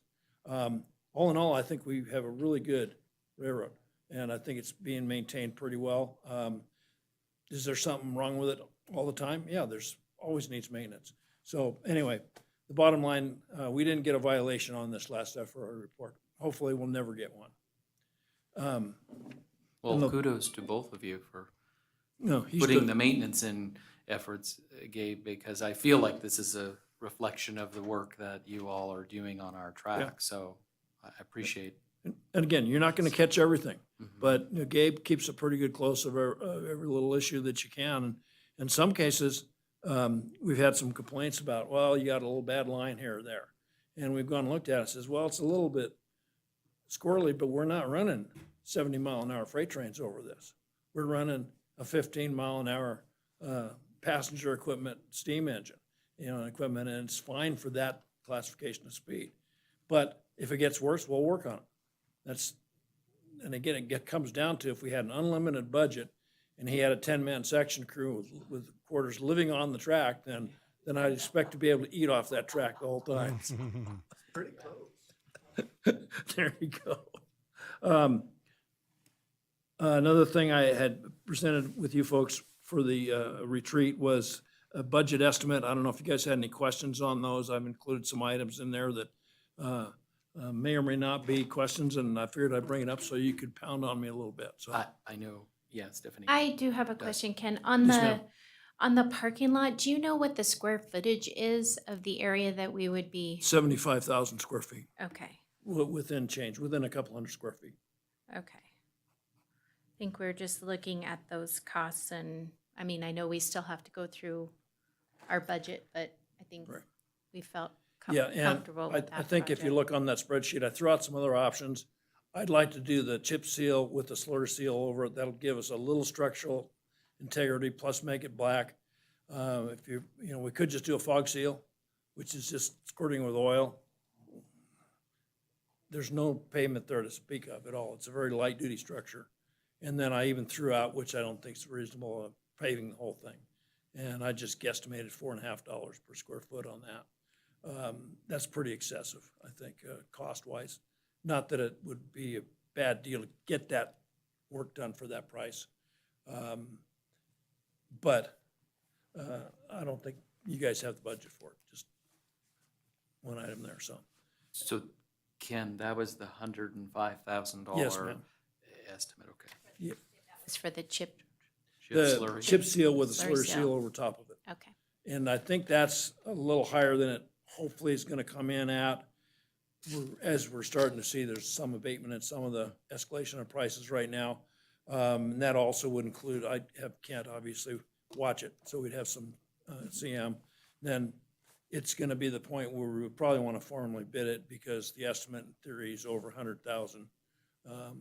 Is that whole prevailing wages It will be, situation? yeah. or- Now, again, I suspected, and Michaela verified, that the last legislature or the one before that brought the limit back down to 100,000 from the 250,000 it was Okay. accelerated to, if you will, during the Sandoval regime, so.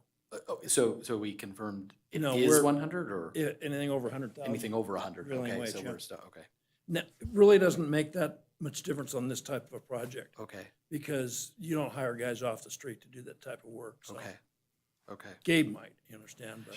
So, one thing that came up Friday, we were talking about, what was, we were asking, I remember Elaine and Stan came to the CTA board, they asked us for $90,000 for the parking lot, and then there was some kind of match with Story County for the $90,000.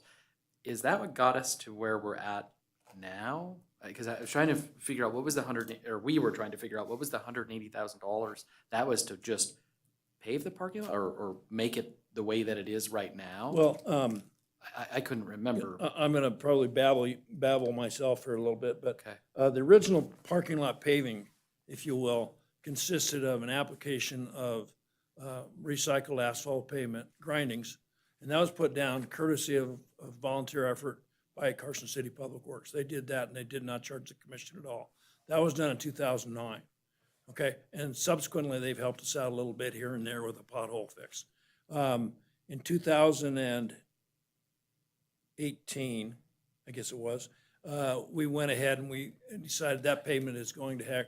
What can we do? And in that case, we actually had a contractor come in and grind up the existing grindings again, Oh, add some additional thickness. So instead of 3 inches of grindings, we now had 5 inches of grinding, compact that, then put a slurry seal over the top of it. was that the RMAC RMAC team that did that? in RMAC did probably that work. That's 19? correct. Okay, And they also did some additional utility work, sewer line and water line, and Okay. the big water line mystery I gotta get into to find out why it's not working the way it's supposed to. okay. Does that answer what we were, what we couldn't figure out? And where the guess. funding source came from, I'm not sure. Yeah, What budgets that money was taken out of. yeah. Well, I know because obviously they came in front because I had to agendize it for CTA, and then the offset or the match was somehow through Story County, and so I didn't, Yeah, I can't help you on that. Okay. Funding source, actually. Go ahead, Stephanie. And so if that was in 2018, typically, I mean, are we looking that that this is something every 5 years that we would have to do a slurry seal, a chip seal, slurry seal or are? Depends on what we put down. I think you're out another 5 years before you do, probably just a slurry seal. The bottom line, this was such a thin coat. And again, I was up there this last summer and looked at some of the surface, and it's starting to crack pretty good, minor little cracks. But you know what happens when you have minor cracks, you get water and then they become big cracks.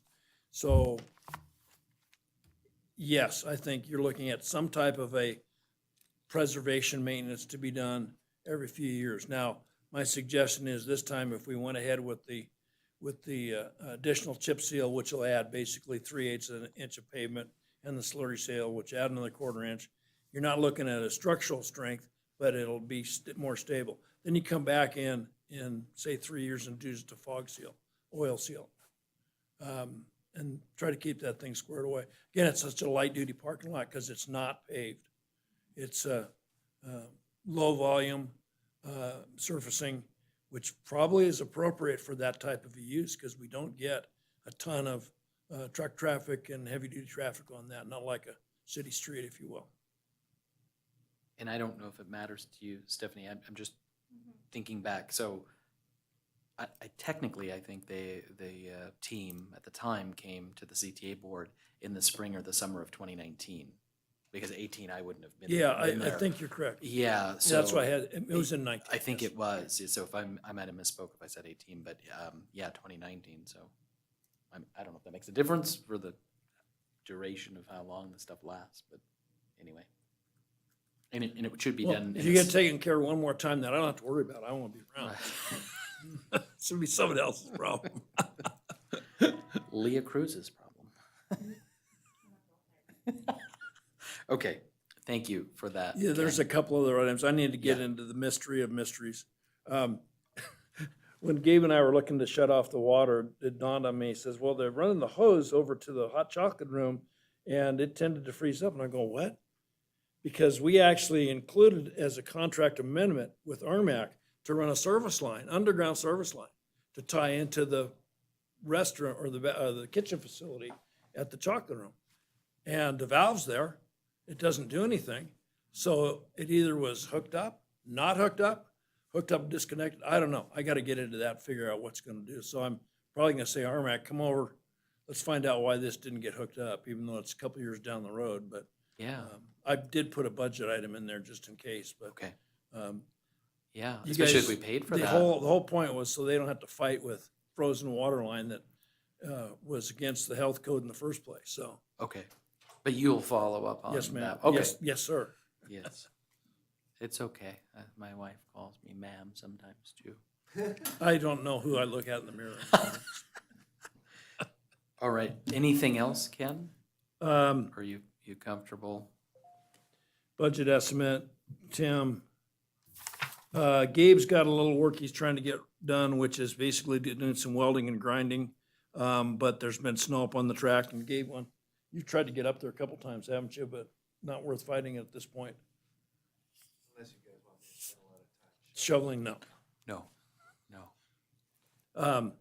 And then, so that was, we tried to do that obviously when it's wet because you got sparks Sure. and we don't want to burn the whole world down. So this time of the year is a good time to do it. He's going to have some startup costs, inspections, and we need to do a review of the track after winter, if you will. Now, the good thing with all this weather we had, it's been really cold. And so I don't think we've had any major runoff events, which is what tends to destroy stuff. But I'm just guessing at this point. Okay. And that's really about it. Gabe, you? Anything else? Long-time listener, first-time caller. I have nothing to add. Well, that was wonderful. Well said. All right. Well, thank you both again for your diligence on the track maintenance. Any questions for Gabe or Ken? Okay, great. Well, thank you. We'll move on to 11D, upcoming meeting. So our scheduled meeting is for Wednesday, March 22nd. I just want to let you guys know I will not be here. I'll be driving in a car across country. I don't know if any of you would be open to trying to move this to the 20th, possibly. We also don't have Allison, but we'll have Leah. I was gonna say Yeah, Allison will Allison's also in a have plane, the I think. conflict with that date, yeah. Yeah, and okay, you're not here 22. Okay, so Ken's not here. The following week, I'm actually not here for some portion, or it depends with what I have going on with my kids. But so I'm, you guys can, Clay, you can run or without me, so long as obviously we need the three of you to be there. Or there's not going to be a quorum, but I didn't know if you were all open to changing the date or not. Sorry, so Allison, we're on 11D, just talking about you're gone, I'm gone, Ken's gone. So potentially changing the meeting to the 20th. Totally up to you guys. I mean, I don't want to be the reason, right, for changing the meeting and then suddenly two of you can't be there and, or one of you couldn't or whatever, and then we can't have a meeting at all, so. You're saying, so change it to March 20th? If I'm that fine would with that, but work. it's only me, so. It's likely that I would have another meeting that conflicts at 9 in the morning. Okay. Are you comfortable then, Clay, you can just run this baby? Oh, yeah. On We Wednesday. can mess things up with three of us pretty easily. I'm counting on that. And for our team, it would be Leah representing operations. Yeah. And I can just do a little written report. There's Sure, not sure. gonna be a whole lot on there. I Okay. don't think, knock on wood, hopefully there's not gonna be a lot on there. Yeah, no, fair. Yeah, fair enough. I mean, what kind of, are there specific business items that we know that we're going to need to handle at that time? Probably the charter services agreement with VTRR. Okay. Would it have to be at 9 o'clock on Monday? Or can it be later in the day? That would maybe, Looking at Allison to out. see what April said, do we have the whole, day She gave available us, to I us? asked for the same time. But Oh, I can okay. ask Okay, about other availability if that's something, that's an option. I'll send an email right now. sure. I mean, and there's just, literally, guys, I'm gonna be driving across the country, so the prospect of me being on, losing cell service, I don't wanna do that to you guys, so I would just excuse myself from the whole meeting to not be a distraction in the car. So, sorry, are you talking about the 20th or the 22nd? Oh, no, sorry, on the 22nd, yeah, is when I'm in the car. Yeah. But like I said, I do not want to adversely impact. If you all can be there on the 22nd, we go for it.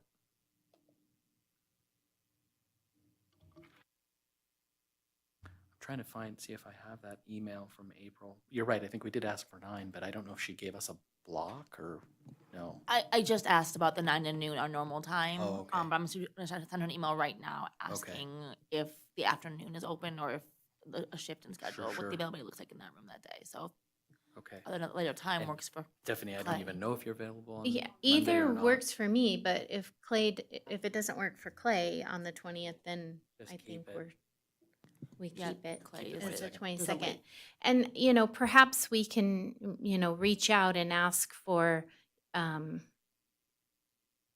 don't know if there's a, I don't want to say like deadline that we can get the changes back from Tom's attorney. So it gives us a little bit of time to review. I mean, we'll have to post it, but review before it comes to the board so that you have a chance, David, to maybe review it and give us your comments, even though you won't be here. If That'd be there's an great. opportunity for that. Yeah, I'd love to.